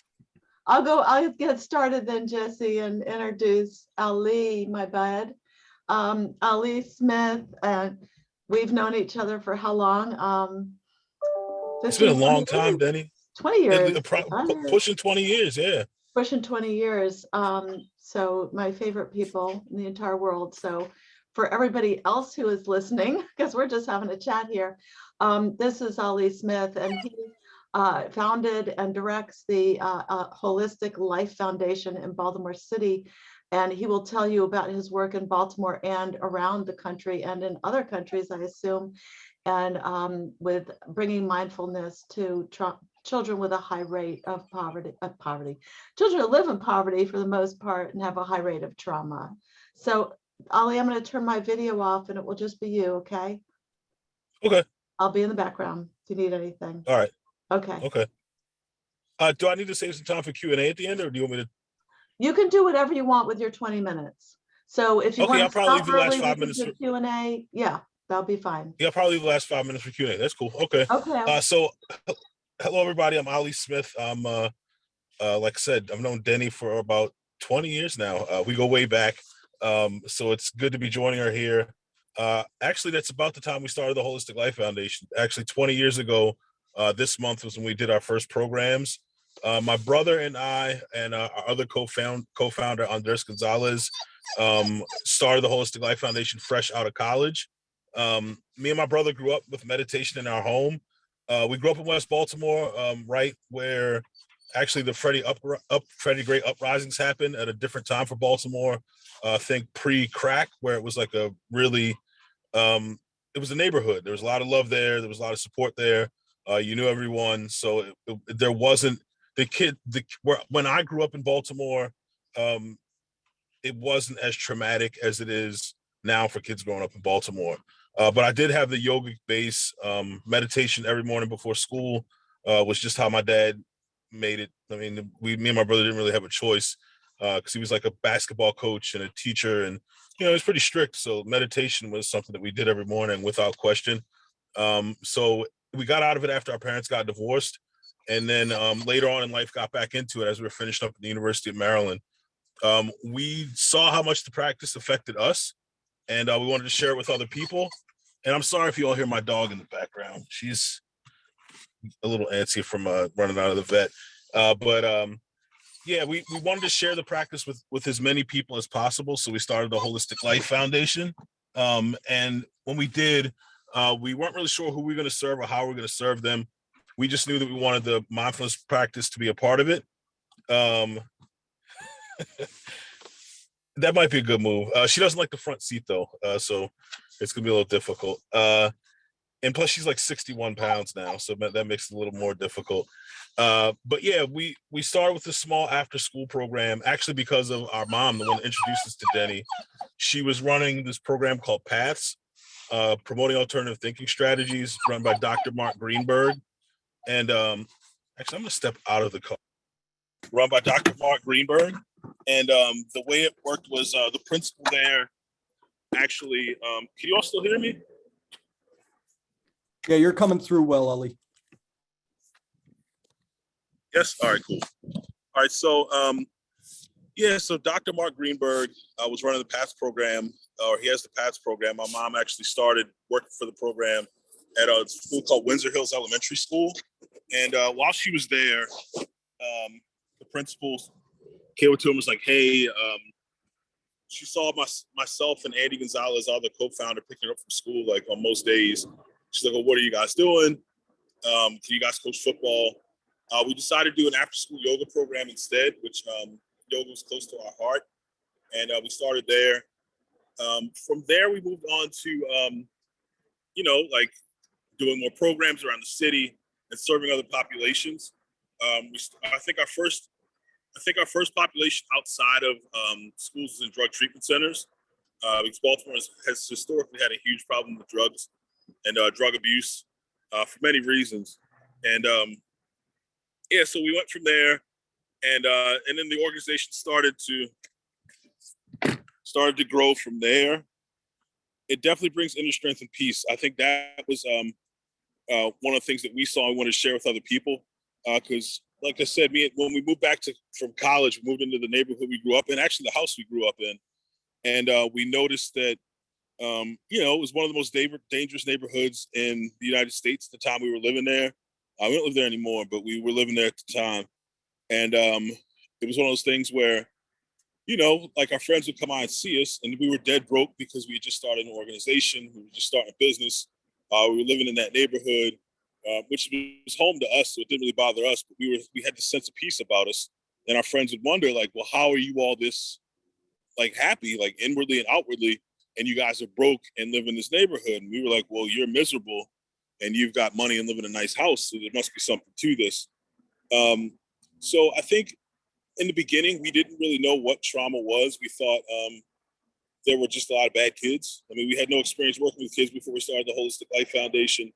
And I don't think we realized that there was something deeper going on until one of our students is actually doing really well right now. He was in that first group back in March of 2002, and he refused to close his eyes to meditate. And we were like, well, and back at that point, we were like, we have to close your eyes to meditate, like, come on. And he would do whatever he had to do to get put out of class. Right before the meditation, he'd do the physical practice perfectly, he'd do the breathing perfectly, and then he would just do whatever he had to do to get put out of class before the meditation, because he didn't want to close his eyes. And then one day we actually took him home, and we saw what was going on at home with him. We were like, oh my gosh, like no wonder this kid doesn't want to close his eyes. So we started to scratch our heads. We let him meditate with his eyes open. Eventually got comfortable enough to meditate with his eyes closed. But it's one of those things where we knew that something else was going on with some of these kids. Like there was we didn't know about trauma back in 2002 at all.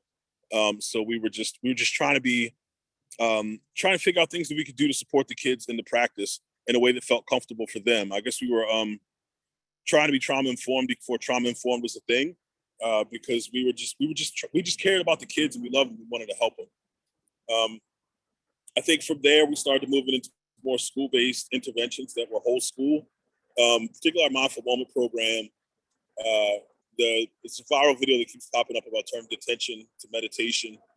So that's that program where kids get referred to the Mindful Moment room to center themselves and then go back to class, trying to change it from more of a punitive experience to an empowering experience. You know, kids are used to getting punished and getting in trouble for stuff, but why not empower them by sending them to the room,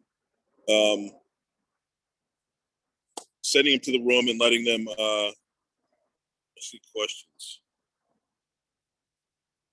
Most helpful explaining the program and seeing the puppy. Okay. We can definitely see the puppy, and I can definitely talk about that. You go ahead and address the questions at the end, Ali, if that's more Go back to my comfortable. Zoom. You can address the questions at the end if that's more comfortable. Yeah, so the Mindful Moment program, and then I guess dealing with trauma with kids was something that's kind of like at the forefront of what we did and what we were doing, because so many kids were dealing with trauma in Baltimore City, and I guess everywhere, but it just seems more prominent in Baltimore City. From like we've worked, like Denny said, all over the world, and I think Baltimore has had the most. It seems the kids are most affected by trauma here. Like I noticed when we go other places to teach and to train, and they give us their problematic kids, they don't have as much going on as the kids in Baltimore do. So I think it just had to be, once we figured out exactly what was going on, we had to figure out ways to work with it. And I think the first thing that we always do is, working with the kids with making their body a safe space, because that's important. I don't think you can really work with kids who are doing any type of mindfulness work and not make their body a safe space first. It's actually impossible. I mean, people have definitely come up to us and been like, well, hey, I did a mindfulness meditation with this group of kids, where they just sit in silence. The kids are coming out crying. They're trying to figure out what's going on. It's because the kids aren't safe in their bodies, and that empty space allows for that trauma to come up. So we always start off with some physical practices, and we always start off with some yoga first, whether it's chair-based or mat-based, working with that proprioceptive input to make sure that their body isn't sending their mind fear signals all the time. And it's beautiful to see once a kid can actually sit still, and their body does start to feel safe, because we've dealt with kids who just have been through some traumatic experiences, and their body isn't safe to them. So to see that transition is an awesome thing. Like I said, we always make sure that we never do silent meditations with our students. All the meditations are guided. That way the kids can learn about inner peace, but it's a safe inner peace and not like a vacuum of like stillness, because that's not safe to the kids that we're working with. So you got to be able to, we do all guided meditations. Thank you. We do all guided meditations, and it works out well for the kids, because they learn inner peace. And I think another thing we work with the kids on, besides the guided guided meditations, we give them a lot of choices. There's a lot of people who have been traumatized. They don't really have choices, and their power's been stripped away from them. So we don't do adjustments in the poses. Like, we don't move the kids around. We might give them a gentle suggestion about what they might want to do to enhance their pose.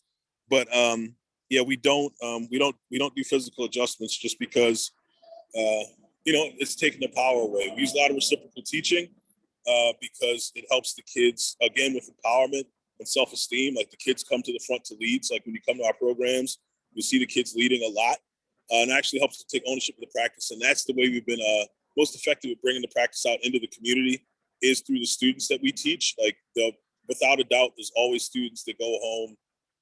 It's usually for stress. I feel like stress and anger.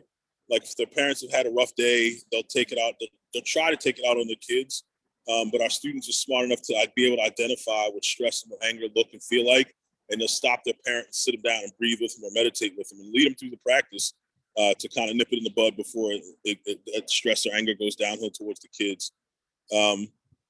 I think another thing that we really do, like I said, we care about the kids, is treating the kids with love. I know we had a conversation with Dr. Bessel Vanderkolk, and one of the things that he was telling us was that there was one thing that could help that would always work in healing trauma, except for like traumatic, like brain trauma, like a brain injury. But we were trying to figure out what it was. And it's like, well, you guys already do it. And we were like, well, what is it, the breathing? Is the meditation? Is the yoga? And he's like, no, man, you guys treat the kids with love. Like love is the thing that heals all forms of trauma, like that connection. So I think it was good to hear from someone that's a trauma expert. It's something that we felt, but we didn't really have any proof of, but it was good to hear it from someone like him. And it was good. I think long-term, another thing that's really good about the practice is it gives the kids the inner resource. Like a lot of times kids don't have resources around them, or they don't have any place to go. Like they can't go to a retreat center, they can't go on vacation. They're stuck in their home or their neighborhood, which may be chaotic. But if they have that inner resource, that inner peace, it's something that no one can ever take from them. Like if they can find strength and resilience within themselves, and they can also find peace within themselves, it's a tool that they always have with them. Like there's tons of students of ours. I wish that I could say all of our students succeeded, and all of our students went on to work for the Holistic Life Foundation, or go to college, or have a job. Like a lot of, we've worked with tons of kids that ended up incarcerated. That's just the reality of their lives. But the best thing about it is that, like they'll write us or call us from jail, and they'll say the one thing that's keeping them sane in there is their practice. Like they always revert back to their practice. They'll revert back to the breath, and they'll revert back to their meditation. I don't think they feel comfortable enough doing postures when they're incarcerated. No one's ever mentioned that one. But the breath and meditations are things that they can always do, no matter where they are. And it's a very inconspicuous practice. Like it's something that no one will know that they're doing. So they always jump back to the breath and the meditation in any situation. So yeah, and definitely not it was definitely funny. I just saw someone mention bad kids, and we definitely thought when we first started work, like again, we had never worked with kids before. We had never heard of trauma. We were just three guys that cared and wanted to do some good work. And it was one of those things where like, man, there's a lot of bad kids out there. Like these kids are, but we didn't know about executive function and the prefrontal cortex and trauma and like like we had no idea about any of that stuff. But I think it made us feel better once we did learn and could articulate. And I know there were a lot of people that would talk the amygdala, exactly. And so it was like all these things that were going on. I think it was good for us to be able to articulate so that we could train better in facilitating these practices, because it was things that we were doing, and we were just kind of instinctually, because we saw what was having a positive effect on the kids. You figure, I don't know, I guess like 10 or 12 years in, we had trauma informed down because we were just doing what was working with the kids. Like we knew that a physical practice helped the kids become safe in their bodies and made breathing and meditation a lot easier. We knew that we can't have silent space in the meditation. Like there's things that we learned by trial and error, but just being present, being able to being empathetic and being compassionate and loving our students, it wasn't hard to figure out with enough time and working with enough students.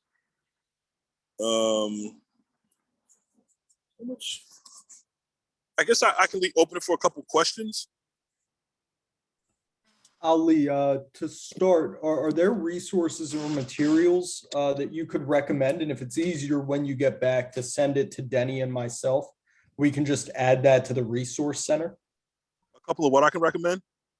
Resources. Yeah, I've definitely got some resources. If you all check out our website, we've got some awesome stuff on there as far as programs and trainings and stuff. Because like I said, we've been doing this for almost exactly actually it's March. Yeah, so 20 years now we've been doing this. So we could definitely be a really good resource for anyone that's interested in bringing these practices to kids or adults who have dealt with trauma. Because the practices are meant to heal, and they do heal. But the thing is, like, you got to be teaching them in the right way, or you can do more harm than good when you're working with them. And what has been most helpful in expanding your program? I think actually training the kids that we work with to be teachers, and that reciprocal teaching model. Like our our young people are used to being instructors very early on. Like when you come, if you ever come to after school program, you'll see kids as young as 4 leading the practice. So they're building their confidence, they're learning the practice, they're learning how to teach the practice. And then we go back and we train them. And I think one of the things that actually we weren't too happy about was, I think Ottman, Andy and I stepping away from direct teaching and stepping into the office to build our organizational capacity and build the infrastructure to be able to do stuff like that. And someone that's on here, Phil Leaf. Phil Leaf was awesome at helping us expand. Like he would, back when we couldn't get help from a lot of people, like he would bring us down to his office on the weekends, and he knew we were vegetarian. He'd have like Indian food there for us. And he would teach us about how to expand because we cared, but none of us went to school to run a nonprofit. So we didn't really know what we were doing. And he definitely was instrumental in helping us to expand and grow our programs. Yeah, Phil has done tremendous things in Baltimore City. He'll be speaking in our last panel. Yeah. So he'll be talking more about the policy aspect, but he has just really helped to institutionalize a lot of programming and new thinking about trauma and so forth throughout Baltimore City and in the state of Maryland. Definitely. Yeah. And that question was actually asked by Phil Leaf, so I don't think that he meant to set himself up that way, but that works out well. I don't know if I've ever actually, I don't know if me and Ottman and Andy have ever actually talked to him about that. But yeah, he's definitely one of the people that's very, very instrumental in us being able to expand what we were doing and start to grow. Yeah, I just want to make the point that this kind of practice is what is called normalizing prevention. It's called the culture of prevention, where we're really incorporating what we know and have learned about, oh, look at that. Oh, precious. Sorry, I just love animals. Precious. So yeah, it really embeds these practices into our daily lives and teaches us how to interact with one another and with our young people and within ourselves. And it's all interconnected. And I think that's such a perfect archetypical example of how we can really start to be trauma informed in our daily lives.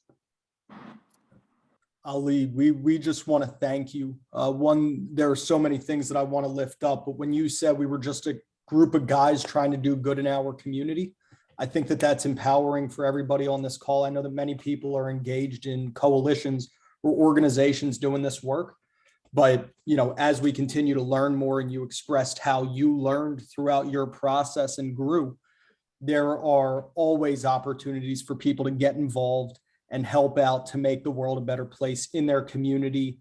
Advocacy on a broader scale, it's real important, and that was a great example. So thank you so much for your presentation and for being with us today and for introducing us to your puppy.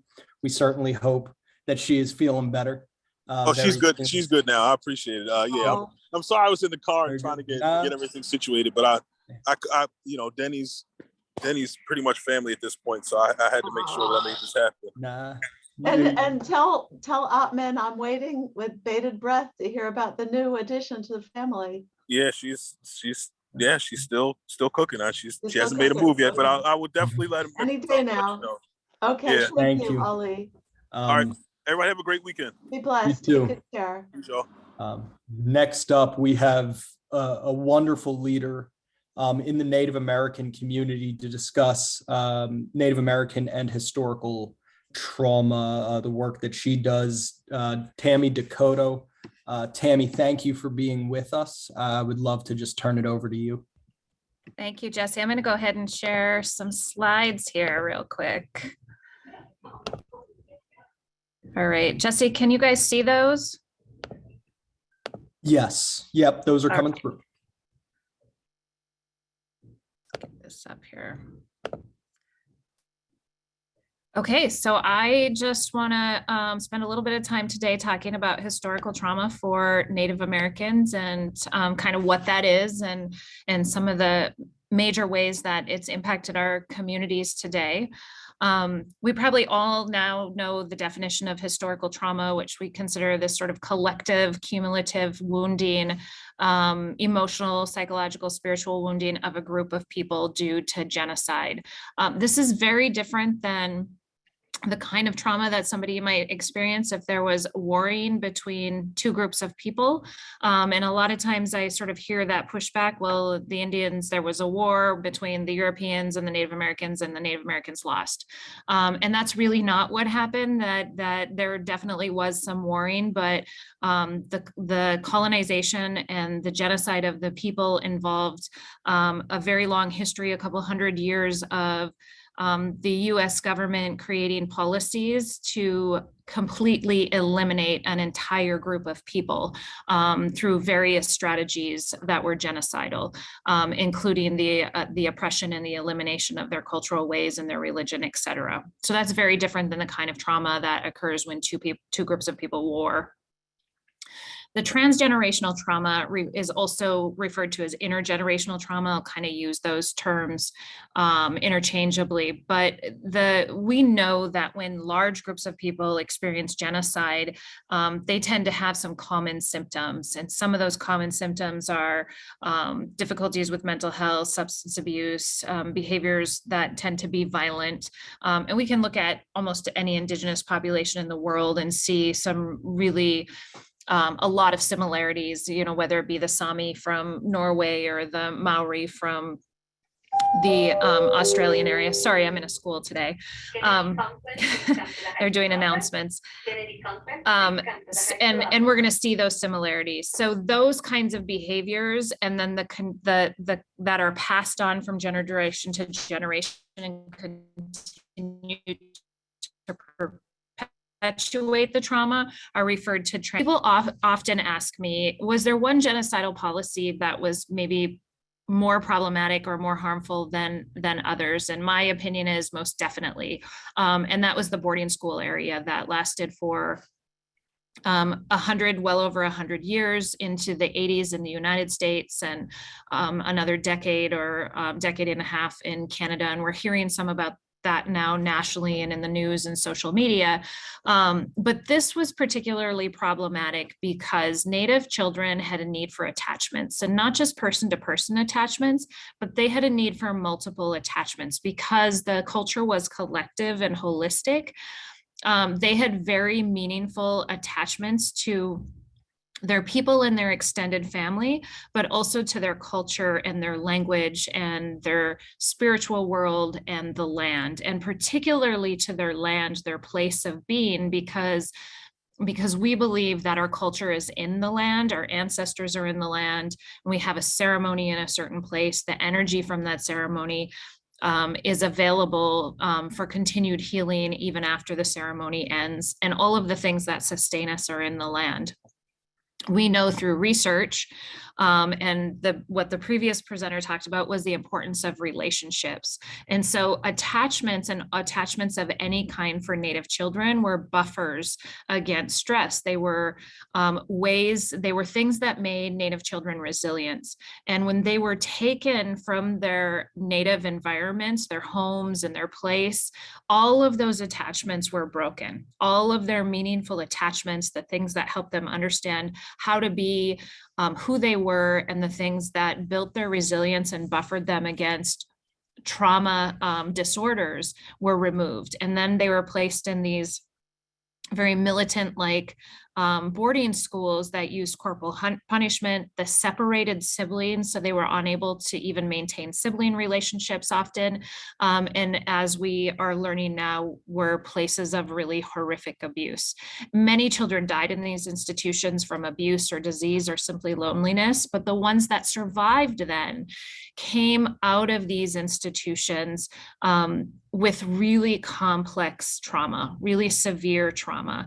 And we can only imagine what that did to their brain development and their little nervous systems, let alone their ability to accurately perceive themselves or their world. And then they had to go back into their communities and try to figure out how to be parents, how to raise their own children, how to be partners. And really all that they knew was how to be abusive. That's what they were taught. That's what was done to them. And so then this began this legacy of difficulty in parenting and engaging and raising children in this emotionally connected way, or sometimes even in a safe way. And that continues to pass on generation to generation unless there's targeted intervention. So when somebody goes through this kind of trauma, their nervous system has a tendency to get stuck in a state of vigilance or alarm or even fear. And a lot of people who have suffered early childhood and complex trauma are really stuck here in vigilance and alarm. That's where they exist all the time. And as you can see in this diagram, the parts of the brain that are required to function for thinking, planning, self-control, the things that we need to be able to do in our work, in our family, and our school are in that purple area. In order to get to that part of the brain, which is the very upper and frontal cortex of the brain, we have to be in a calm state.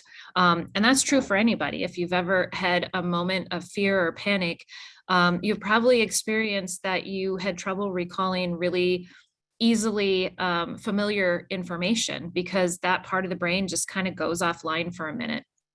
So if you're somebody who's experienced trauma and you're really stuck in vigilance and alarm, then you're always having trouble really accessing the parts of the brain that are necessary for functioning well in any environment.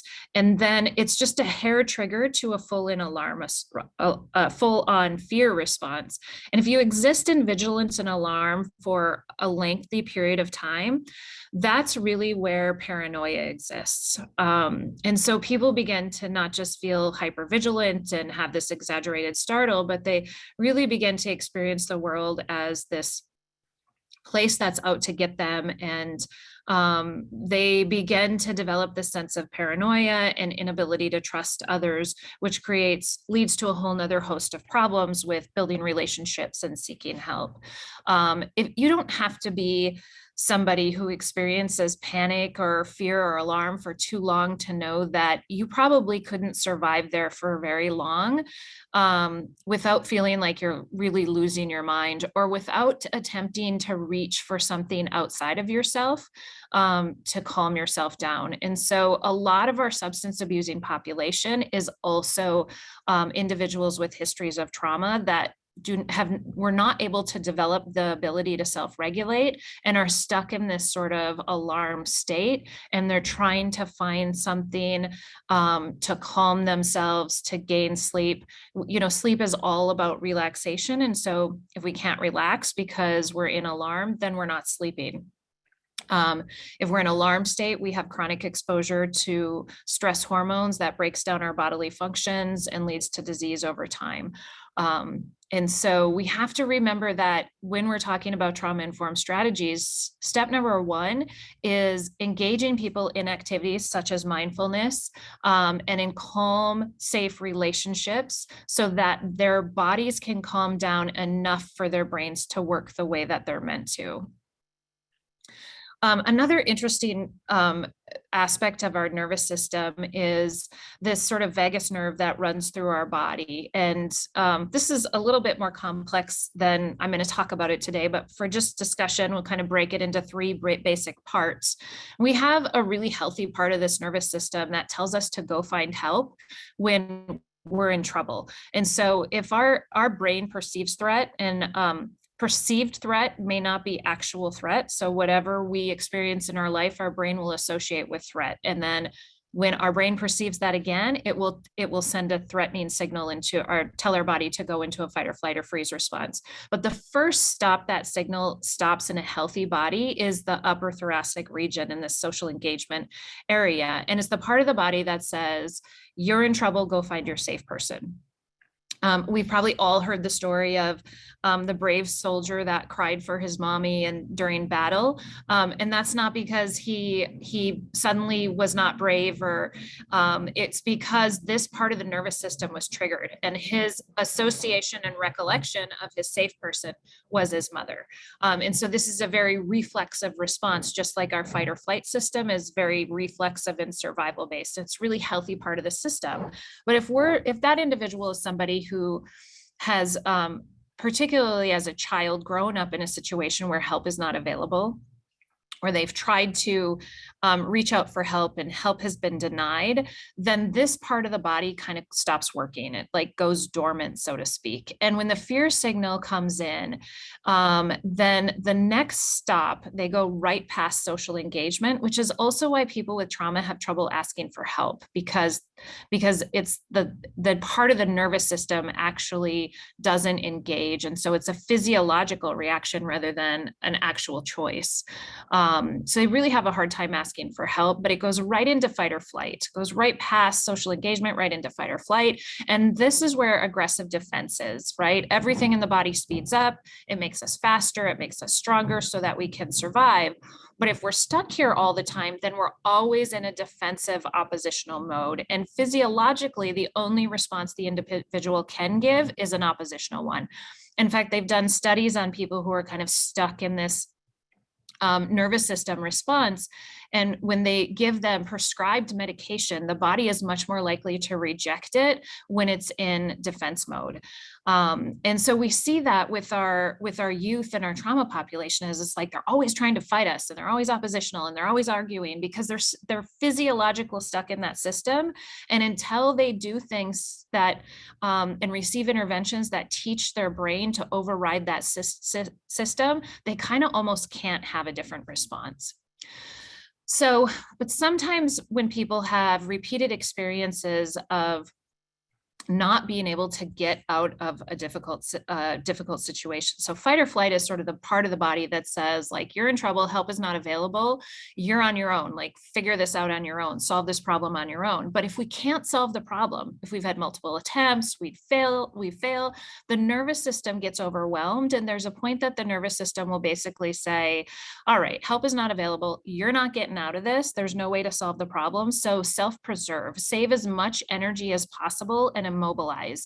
And that's where this sort of what we refer to as freeze, or which is really more like collapse, where everything in the body slows down and sensation disappears here. Some people would call this a state of shock or learned helplessness, but there really isn't much pain, if any, but there's also not much emotion here, if any. So people who are stuck here will talk about a feeling of numbness, as if they don't exist, as if their world isn't real, and they're not experiencing fear or pain or depression, but they're also not experiencing joy or peace or happiness. There's just sort of nothingness here. And this feels really yucky to people. It feels like they're not existing. These are the individuals that are harder to treat because you have to spend a lot of time doing somatic work to help them establish safety in their body. And you have to do that very carefully and very patiently. And they're also the individuals that are more likely to engage in self-harming behaviors, because when they do that, they get this little boost of adrenaline that for a moment pops them up into fight or flight, and then they can feel again. But so much of our Native population, because what they have been through, is in this collapse state, or what we would also refer to as learned helplessness, where they're really having trouble moving their bodies. Their thinking is slow. They're not accessing the parts of the brain that they need to be more successful or resolve their trauma. And so that says a lot if you're in a helping profession about exactly what level of help and scaffolding do people at this level of trauma need. And it's probably a lot more than is available to them. We all at this point have heard about the Adverse Childhood Event Study, the study 22 plus years ago now that was helped us understand the association between early childhood adverse events and disease and early death later in life. And we are now beginning to understand the mechanisms that contribute to that disease and early death. I'm not aware of ACE's data that has been completed and published on Native Americans. I think we're getting close because I know there are some studies underway. But what you see on the left is the pyramid for the non-Native, the general population. What you see on the right is the proposed pyramid for Native Americans. And what you see there is that they have all the same layers of the pyramid that the general population does, but they also have two additional layers, which is the generational and historical trauma, and then the social conditions and the context of all that, even before we get to the ACEs. And so Native people really sort of come into the world already with some predisposition to disease and early death, and also mental health difficulties that go along with that. We now know through, as we are learning, beginning to learn through epigenetics research that traumatic responses, which are usually stored somatically in the form of sensory information, can be passed on intergenerationally. In some animal studies, it's found that they can last for up to 14 generations. So for Native people, none of this stuff is really new. We've talked about this in our traditions for always and ever, that we've understood that what we experience needs to be healed, or it's passed on to our offspring and continues to affect us. So this idea that, well, you know, the genocide happened in the past, you guys just need to forget about it and get over it. It was a war that you lost. It just doesn't hold up in the research. It doesn't hold up in the trauma literature, and it's not how the body works when it's been exposed to genocide. We know that in order for trauma to be resolved, there needs to be targeted interventions that are culturally sensitive, and that include all the variables of trauma-informed care, which are establishing safety in the body, establishing safety in relationships, and learning how to self-regulate. And what's really great about the trauma literature is that it really validates Native American traditions, because it's telling us that some of the best ways to do that are those rhythmic, movement-based sounds, dances that are all part of our culture already. And so that's very validating to us as Native people. So I'll stop my slides right there. And I think I have a minute or two if anybody has questions.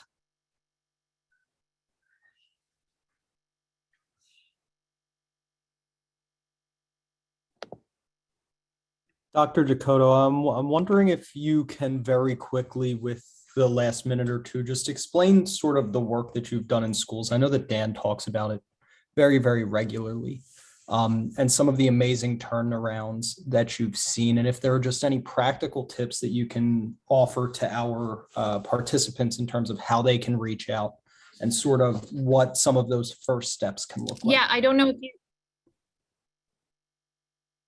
can you hear me okay? Okay. Yes, so I do quite a bit of consultation with school systems to help them build trauma-informed schools.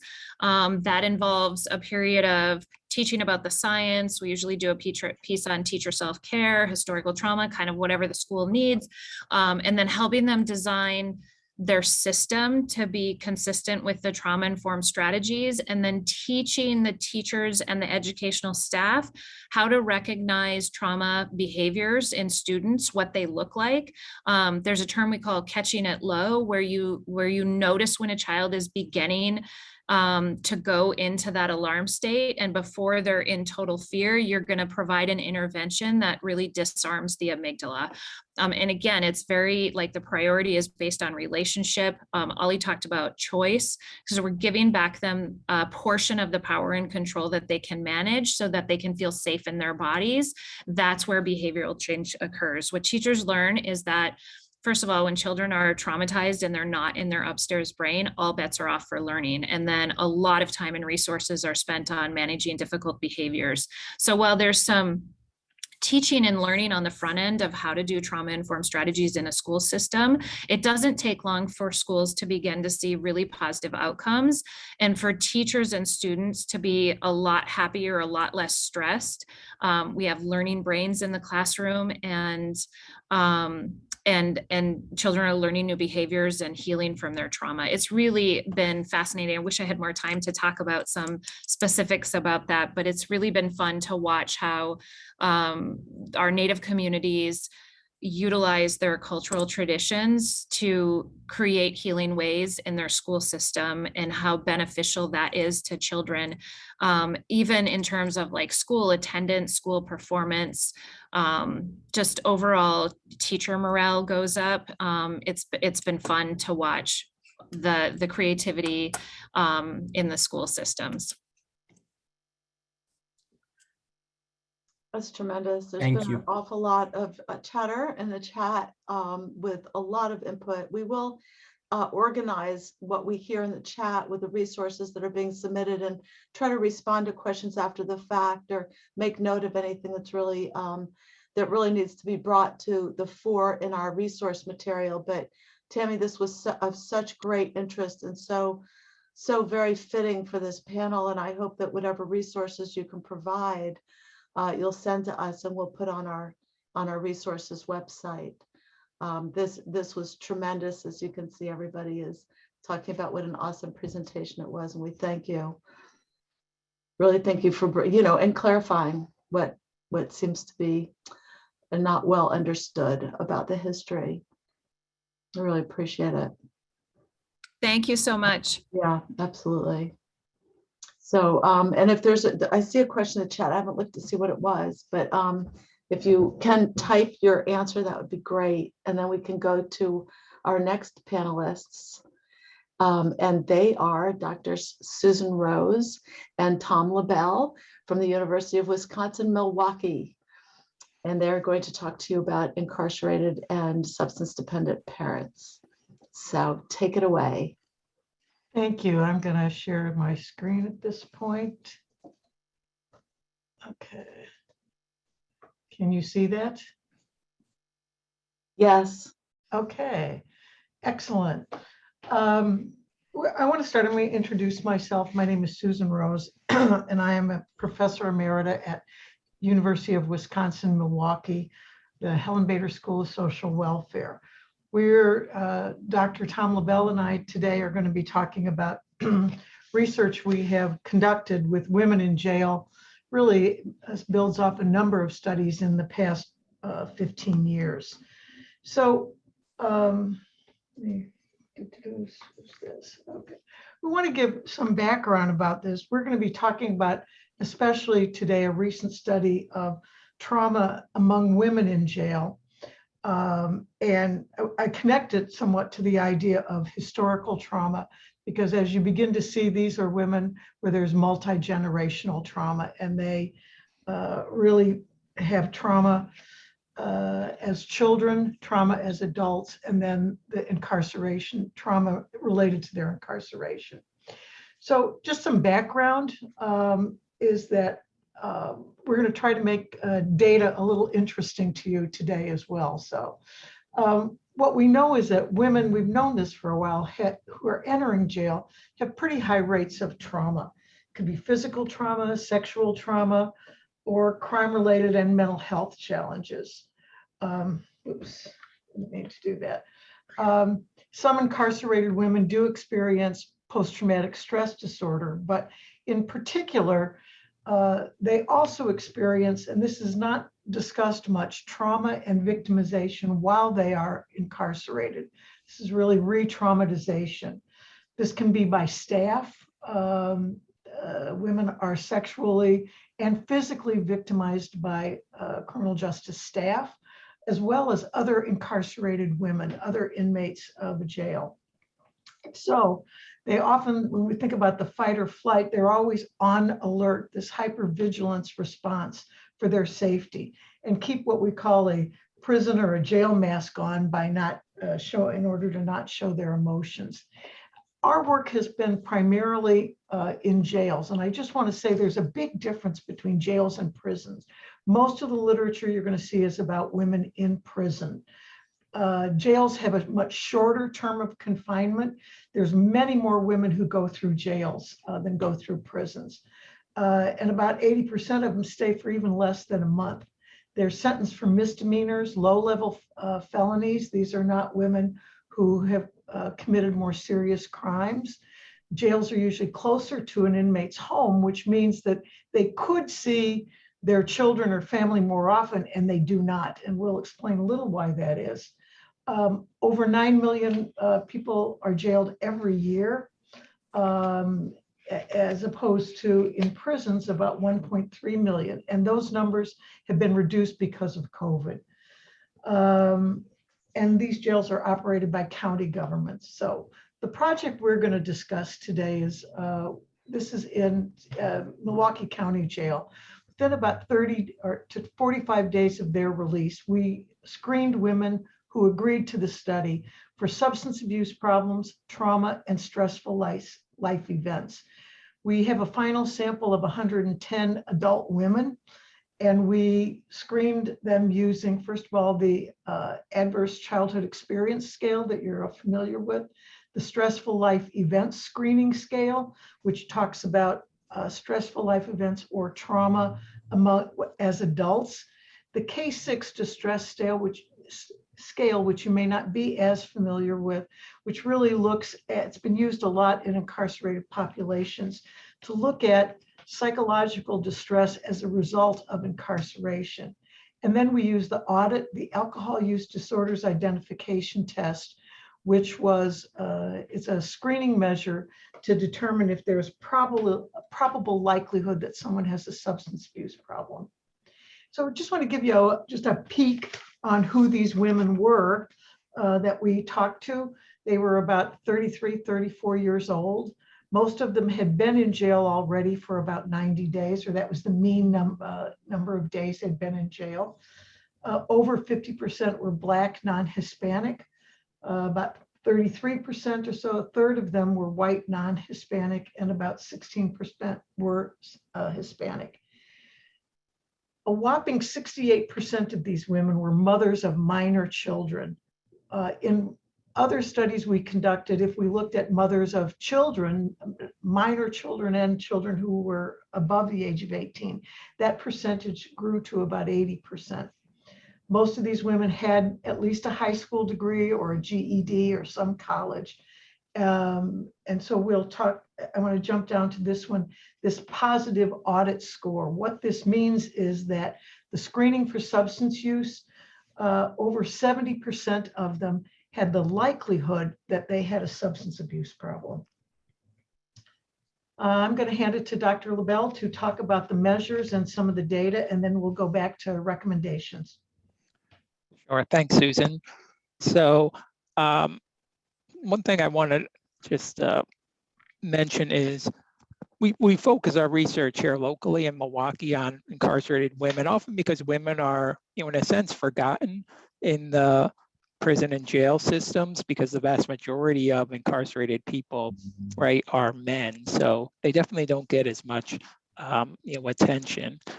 So the measures that I'm going to be reporting on again are the ACEs, which people are very familiar with, and Tammy gave out a great summary of their impact on people's long-term health risk behaviors, social problems leading to disease and early death, as well as the stressful life events screening questionnaire, which really measures lifetime exposure to traumatic events. Some of these may have occurred in childhood, but many of these have also occurred in adulthood.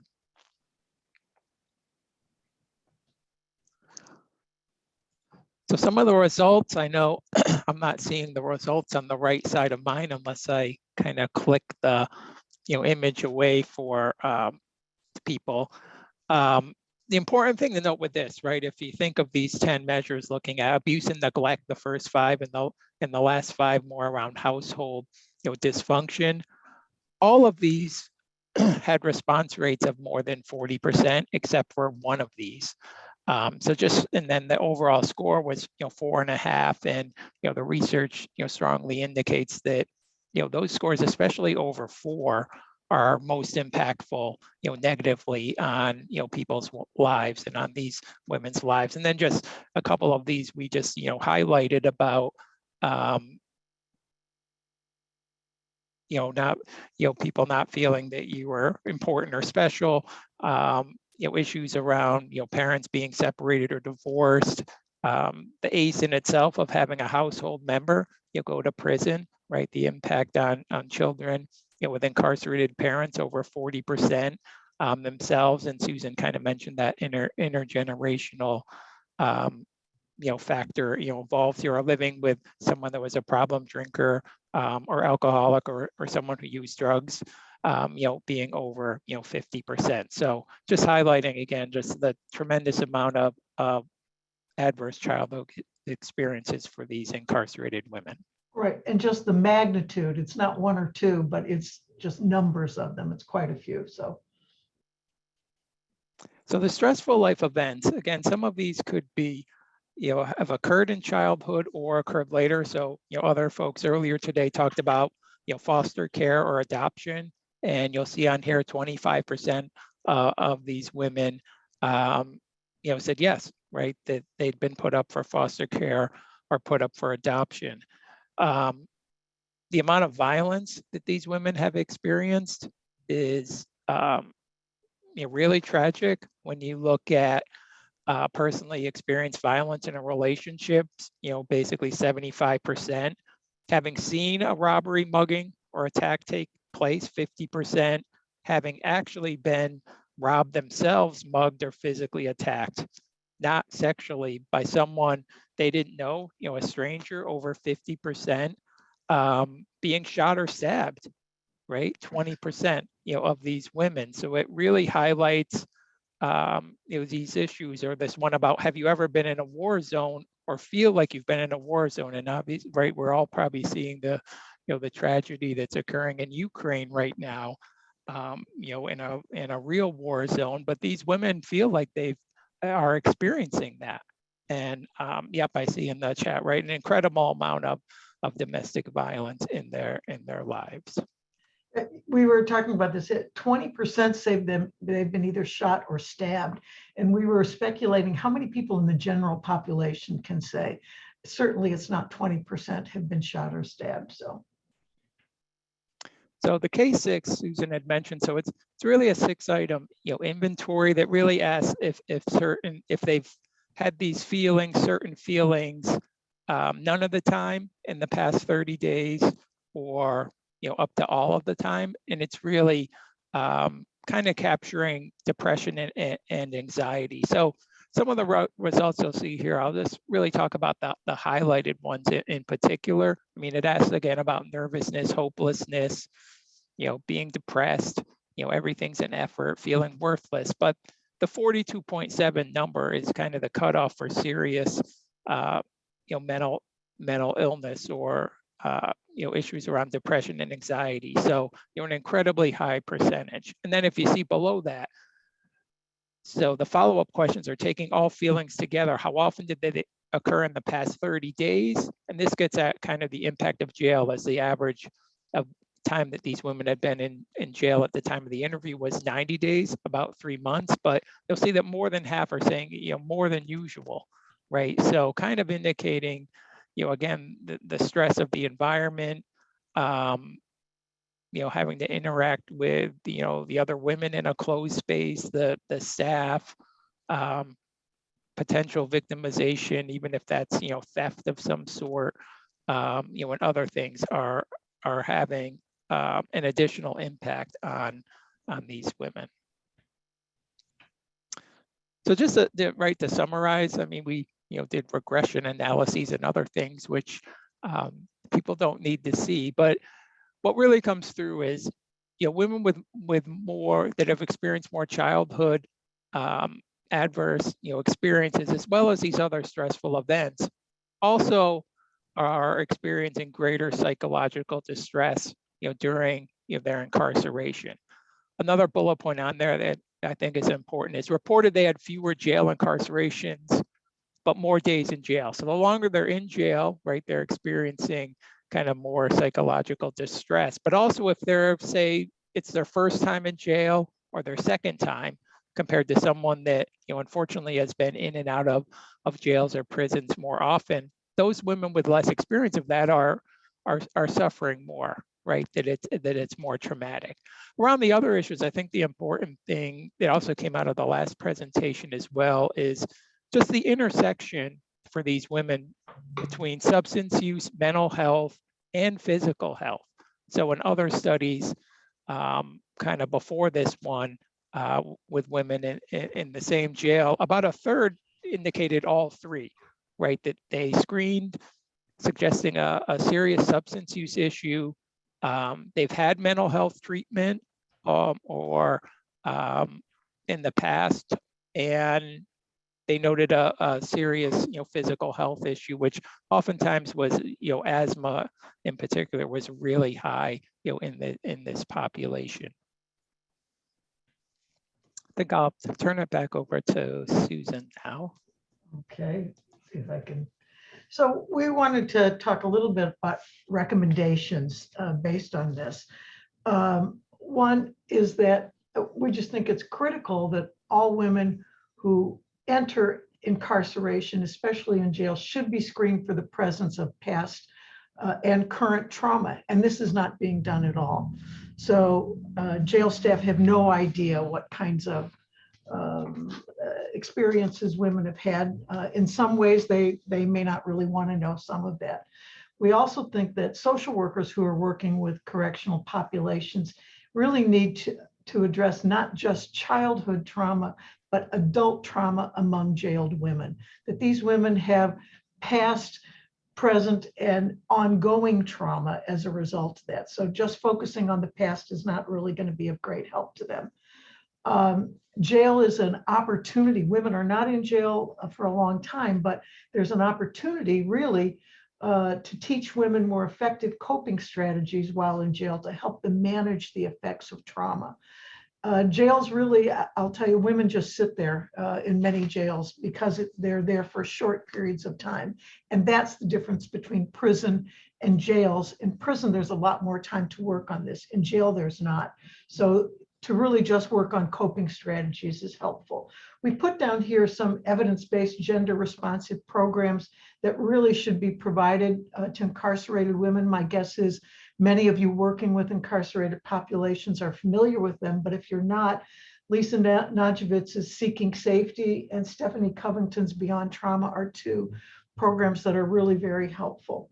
And the last one I want to emphasize is that correctional staff really need to receive training in recognizing and addressing the behavioral manifestations of trauma.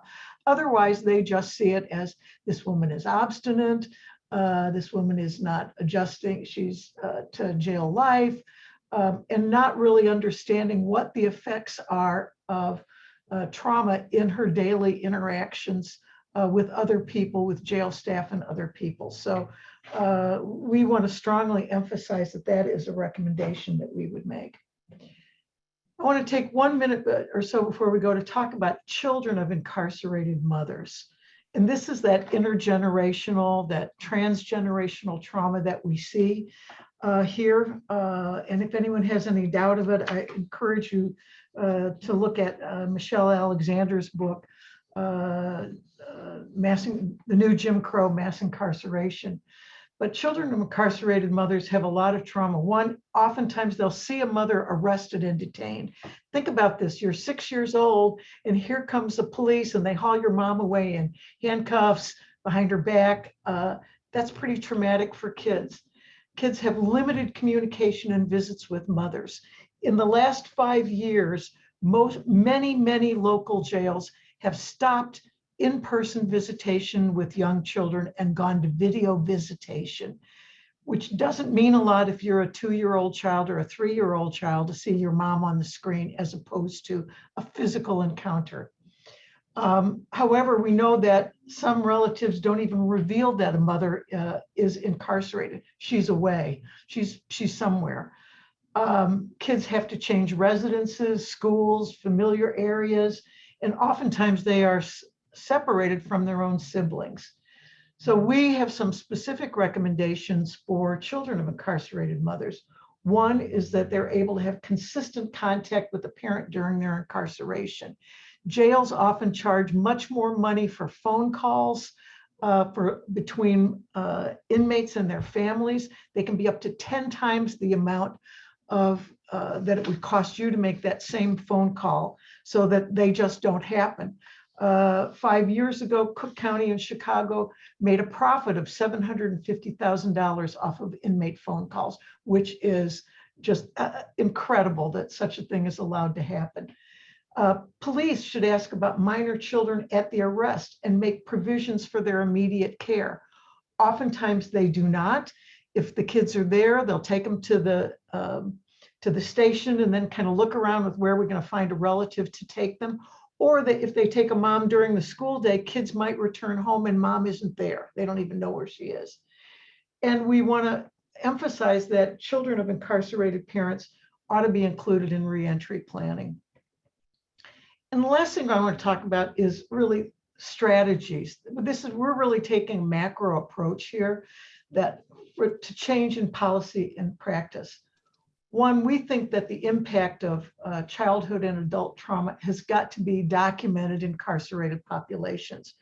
We've been doing that, others have been doing that, but I think more and more we have to do that to bring this issue to the front. The impact of incarceration on symptoms of depression and anxiety has to be acknowledged by professionals who are working with incarcerated populations. And that data that links this kind of trauma with the likelihood of recidivism has to be widely disseminated. The truth is, as much as we think everyone likes to read our articles in professional journals, they surely don't. So that we're talking about disseminating this information in the popular press, in other professionals. If you are in a school, there's school newsletters that go out to be able to get this information out to everybody. And in order to make the change, practitioners have got to form relationships with criminal justice professionals to build trust and facilitate communication. We were very fortunate that a report that we gave to the superintendent of the Milwaukee County House of Correction, we worked with an agency there and presented that report to them. They were then able to use that report to get additional funding to hire a reentry worker at the jail. So these relationships can be very powerful, and you can be seen as helping both the women and the jail staff in monitoring that. And so I'll just end with these two quotes. For some prisoners, incarceration is so stark and psychologically painful that it represents a form of trauma severe enough to produce post-traumatic stress reactions in the free world. Because incarceration reshapes beliefs, perceptions, and mindsets in a very negative manner, leading some formerly incarcerated persons to believe that people will always treat them with suspicion and will never fully accept that they've paid their debt to society. And that is certainly the case as long as we continue to have the stigma of incarceration. In Wisconsin, there's a move to what they say, ban the box. So when you go to apply for a job, you don't have to mark, have you ever been incarcerated before? Because the stigma is so strong. So that's it. Thank you so much for your time and attention. So that was so very important on so many levels, and you made so many excellent points, the intergenerational nature of it. Not just through modeling, but through epigenetics, the imprinting, the trauma that just has long-lasting effects on the individual and subsequent generations is something we have to address. But I also think, in addition to that, that you bringing out the systems abuses, this is what we very much want to do in the course of this workshop, is not just talk about individual level trauma, but it comes from systems and structural drivers as well. And we don't want our systems that are there to serve to further traumatize us through corrections, through prisons and jails, and through our child welfare system, our foster care system, and so forth. So it really just tied in so nicely. And I just want to say this one thing. I know we're over and we want to have plenty of time for Sherry, but just that when I was long time ago, I developed a program called Baby Talk, where I was teaching prenatal care and parenting to the mothers in the Baltimore City Women's Annex of the detention center. Hardest thing I ever did in my life. I had to compose myself before I could go back to work. It was so tough. And one day I became so frustrated. There were about 60 women in this room with me with no air conditioning in the middle of the summer. And so everybody was hot and bothered. I was so concerned that I said, how many of you were abused as children? And there were a few hands. And I said, okay, wait. I said, how many of you were beaten to the point of unconsciousness before the age of 12? I literally had about 80%. maybe 85% of the women in the room raised their hand, because atrocious crimes have been conducted, and you want to cast aspersions, but when you find out about the cycle of violence, you cannot. And that's what we really, really need to bring out. And we really do, need to have the compassion for these women and the environments in which they come from, and so that we don't repeat our mistakes. Susan? I'll just follow with that, because many of these women are in the public, I think, are thought of as the most unsympathetic of all. People are, how could you do that? How could you do that to your children? And that we've even seen that with our students say that. And there's not a lot of sympathy for mothers who are incarcerated and expose their children to that. And there needs to be much more. Right. We need to recognize what the systems and structural drivers are. Thank you both. Thank you. Excellent. Thank you so very much. There's a lot of chatter going on, so I'll let you take a look. But Yeah, go ahead. Susan and Tom, there are some questions in the Q&A, which, if you don't mind, just type in some responses to. Thank you so much. Sure. Like Denny was saying, we really need a comprehensive vision, and we hope to lead that, and we would love to help elevate your work outside of just professional journals whenever that is possible and appropriate. So Thank you. Thank you. Bye-bye. And last but certainly not least, Sherry Rickerson. Sherry, if you're able to put there, you are, has just an incredible story that really is going to tie so much of what we've heard here together. And Sherry, I just want to thank you in advance for being here with us, sharing, and also for the great work you do with so many other families and individuals who are in similar positions to where you were and are. And so thank you in advance, and we're excited to hear your story. Thanks. So I think I've been invited to share because I have 10 ACEs, and the fact that I'm okay is, I've heard people say it's miraculous. I would call it a statistical anomaly. And I'm also here to tell you that there are things that we're doing, and the trauma responsive movement is something that can replicate that. Some of my earliest memories are of watching my stepfather beat the daylights out of my mom, and of me never being good enough for her not to hit me. My mother gave me and my brother better than she ever had. And I learned at an early age, there was nothing that I could do to not get the belt on pretty much a daily basis. My repeated early childhood messages were that I was bad, I deserved it, and I was not worth anything.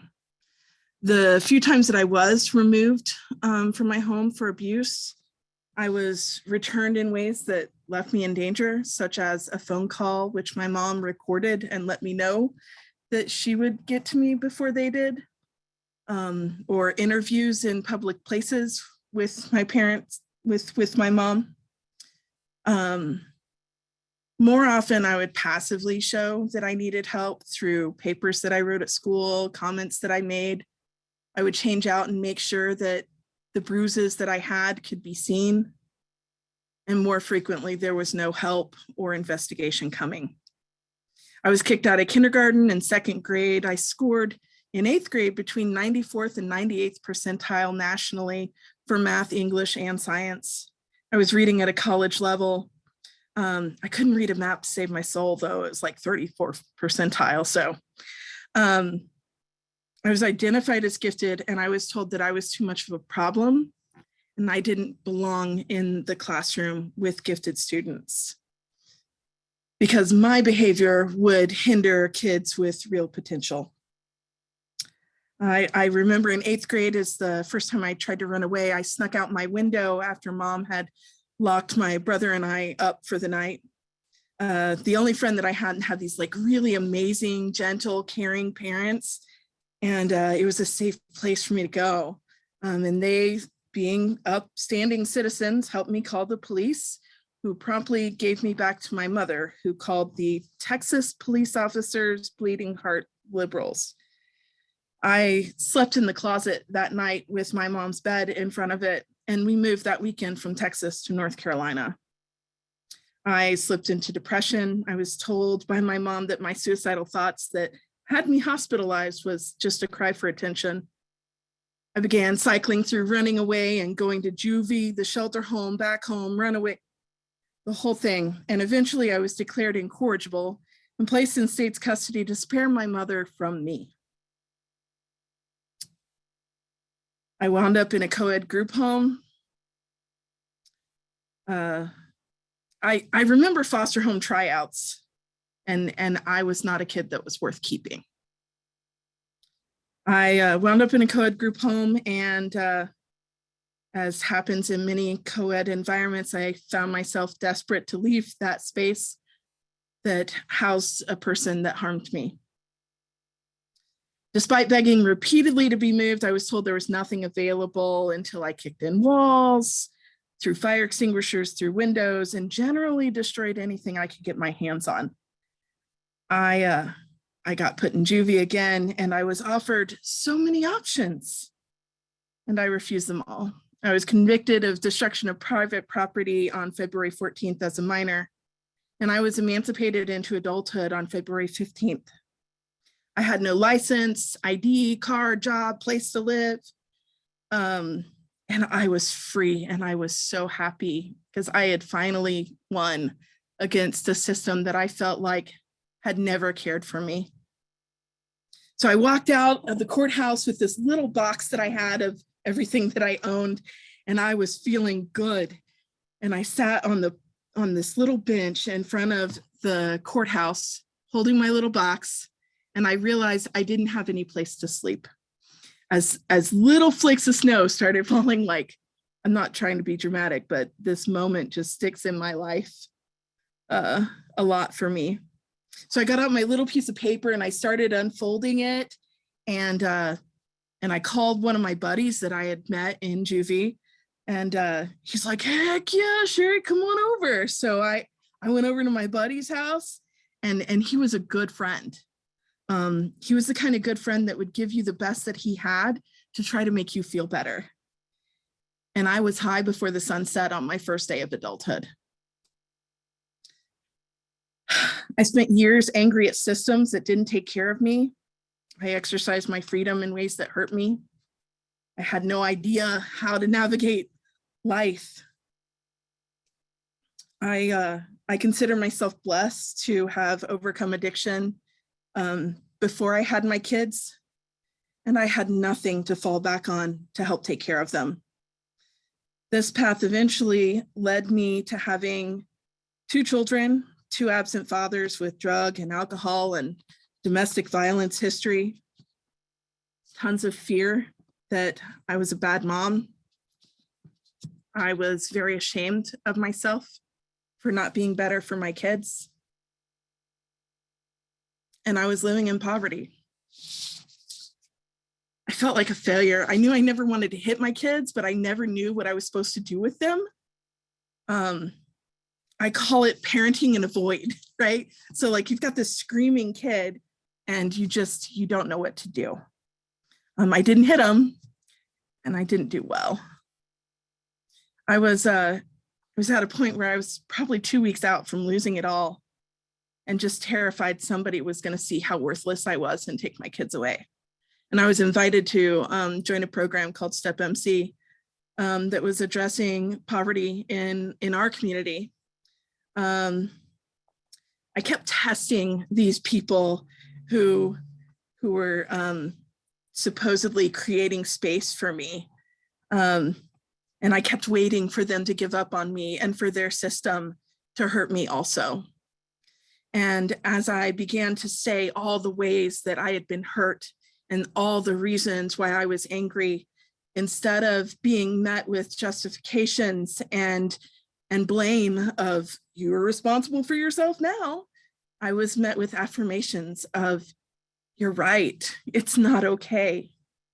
It's normal to be hurt when those things happen, and you deserve to be safe. I developed a deeper understanding of how systems trap good people that care about people like me into processes that do not care about people like me.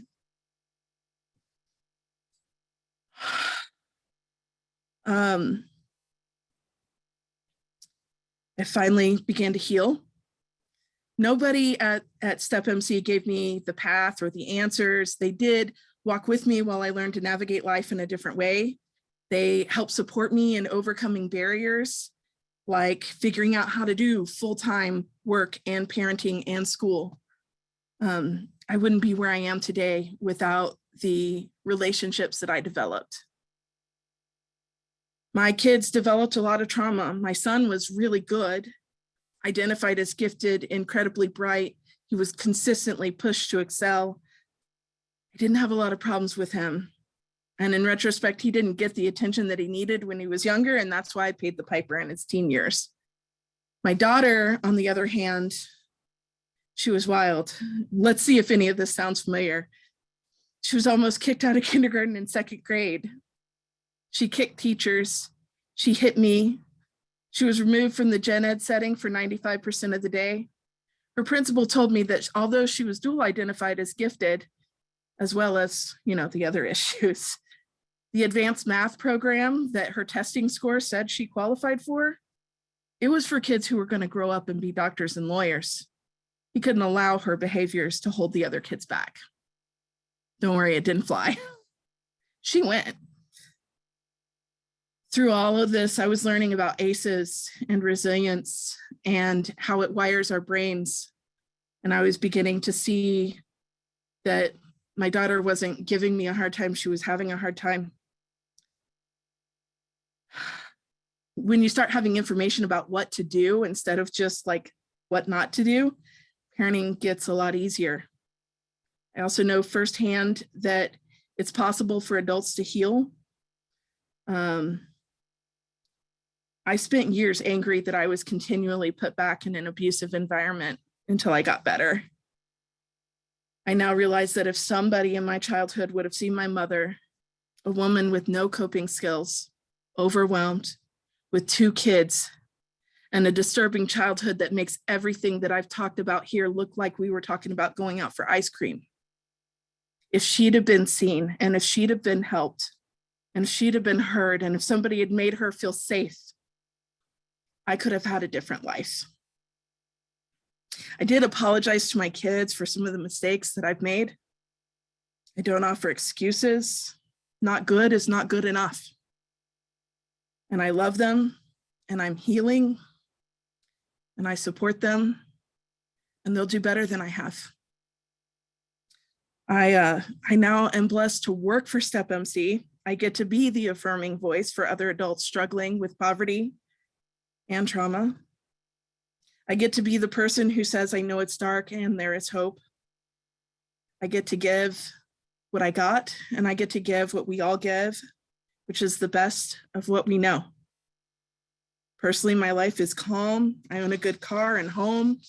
My daughter was on AB honor roll last semester. I can't remember her last meltdown. She's happy. She works at a library. She giggles. She loves books. I have no idea what that childhood is like, and I'm so grateful. My son is in the dorms at a state college. He recently texted me and asked me what I thought about him getting a tattoo today. And that's normal stuff. We're happy and we're safe. Holding space for people, adults and children, and understanding the trauma responsive movement. That's what helped me be where I am today. And I am so grateful to have the opportunity to give that back sometimes and to share with you today. Thank you. Sherry, thank you. So many things to pull out. And I just want to say, I know that it can be difficult to share that way, but the vulnerability, the story of hope, as well as the trauma that was so clearly experienced is so critical. I hope that you take a chance to look in the chat. I saw you glancing down somewhere or sometimes, but there is clearly a tremendous amount of value that you hold in a lot of people's lives, those that you work with and those that are watching you on screen, many who you may never know. So thank you for being here with us and sharing. I look forward to getting to work with you and get to know you better. Like I told you when we met first, you know, the story that we really want to tell is that we know that ACEs are not predictive at the individual level, right? Like you said, I mean, an ACE score of 10 and yet you're thriving. You've created a safe space for your kids. The story that we want to help tell is of people who have taken action, learned about the science with high ACE scores and said, I am not going to pass that on to my kids. I am going to, with this information and with the skills, like you said, to create a better future for them, create a different pathway forward, stop that cycle of intergenerational trauma. And your story is one of so many that is so powerful and healing and important for us all to hear, not just how we can support individuals, but how our systems need to transform so that way we are helping everybody reach their full potential. So from the bottom of my heart and Denny's and everybody else's, thank you for sharing with us. I do encourage you to read through the chat. I just see a ton of hearts, which will probably— Just a lot. It's going really fast. So you will see so much affirmation and love in the chat, Sherry. I think I'll keep the webinar open so you can read through it. It just while our hearts hurt while we heard you talk, they also were joyful when we saw the support and we see how well you've done. And I think what we need to know, like there were some people earlier in the session were saying, well, there's no coming back, not with respect to your talk, but others, a certain amount of trauma, there's no coming back. But, that's what resiliency is about. And that's what we want to foster here. How do we find the opportunities through systems change and change in our knowledge and awareness and practices so that we can have a route to come back?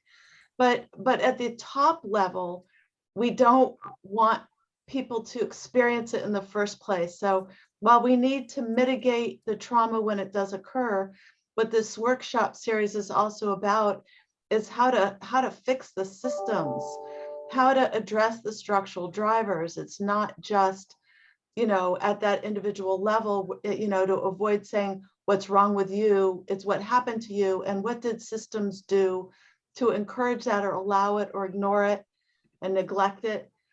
So we really want to hit it at all fronts. So those are both of our lines of defense. One is mitigation, but the other is let's not have to be resilient, because to be resilient means it's in the face of adversity. Let's try to reduce the adversity through policy change. Thank you. Mm-hmm. Yeah, you were just— I'm really grateful for that. Now permanently in my heart, just as Jesse said.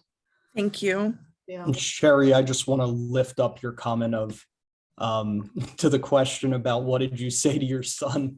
If you just want to leave with that happy note, it's a fantastic response for any parents who ever get that question from a child. I told him that he is smart and he is capable of making good decisions. And I believe that he understands the long-term implications of getting a tattoo. And so far, he does not have one. You've empowered him to make a decision on his own. So thank you for sharing that. That was funny. I'm not doing that fight. Nope. So this has been a fantastic session. Thank you to everybody who presented. Yeah. Thanks. Yeah. Thank you, Sherry. Thank you all so much. I want to share in the chat. I will share it a few times, the Zoom link to join our breakouts where we can discuss and sort of come together after each of these sessions. You can find that on the NPSC website, but again, you can join us there at that Zoom link. We will have breakout rooms and then come together after about 45 minutes for a 15-minute group discussion. What did we learn? That will be facilitated by myself and my wonderful colleague, Whitney Maris. We want to invite everybody to join us in 2 Fridays on March 18th for a conversation about building the movement with foundations.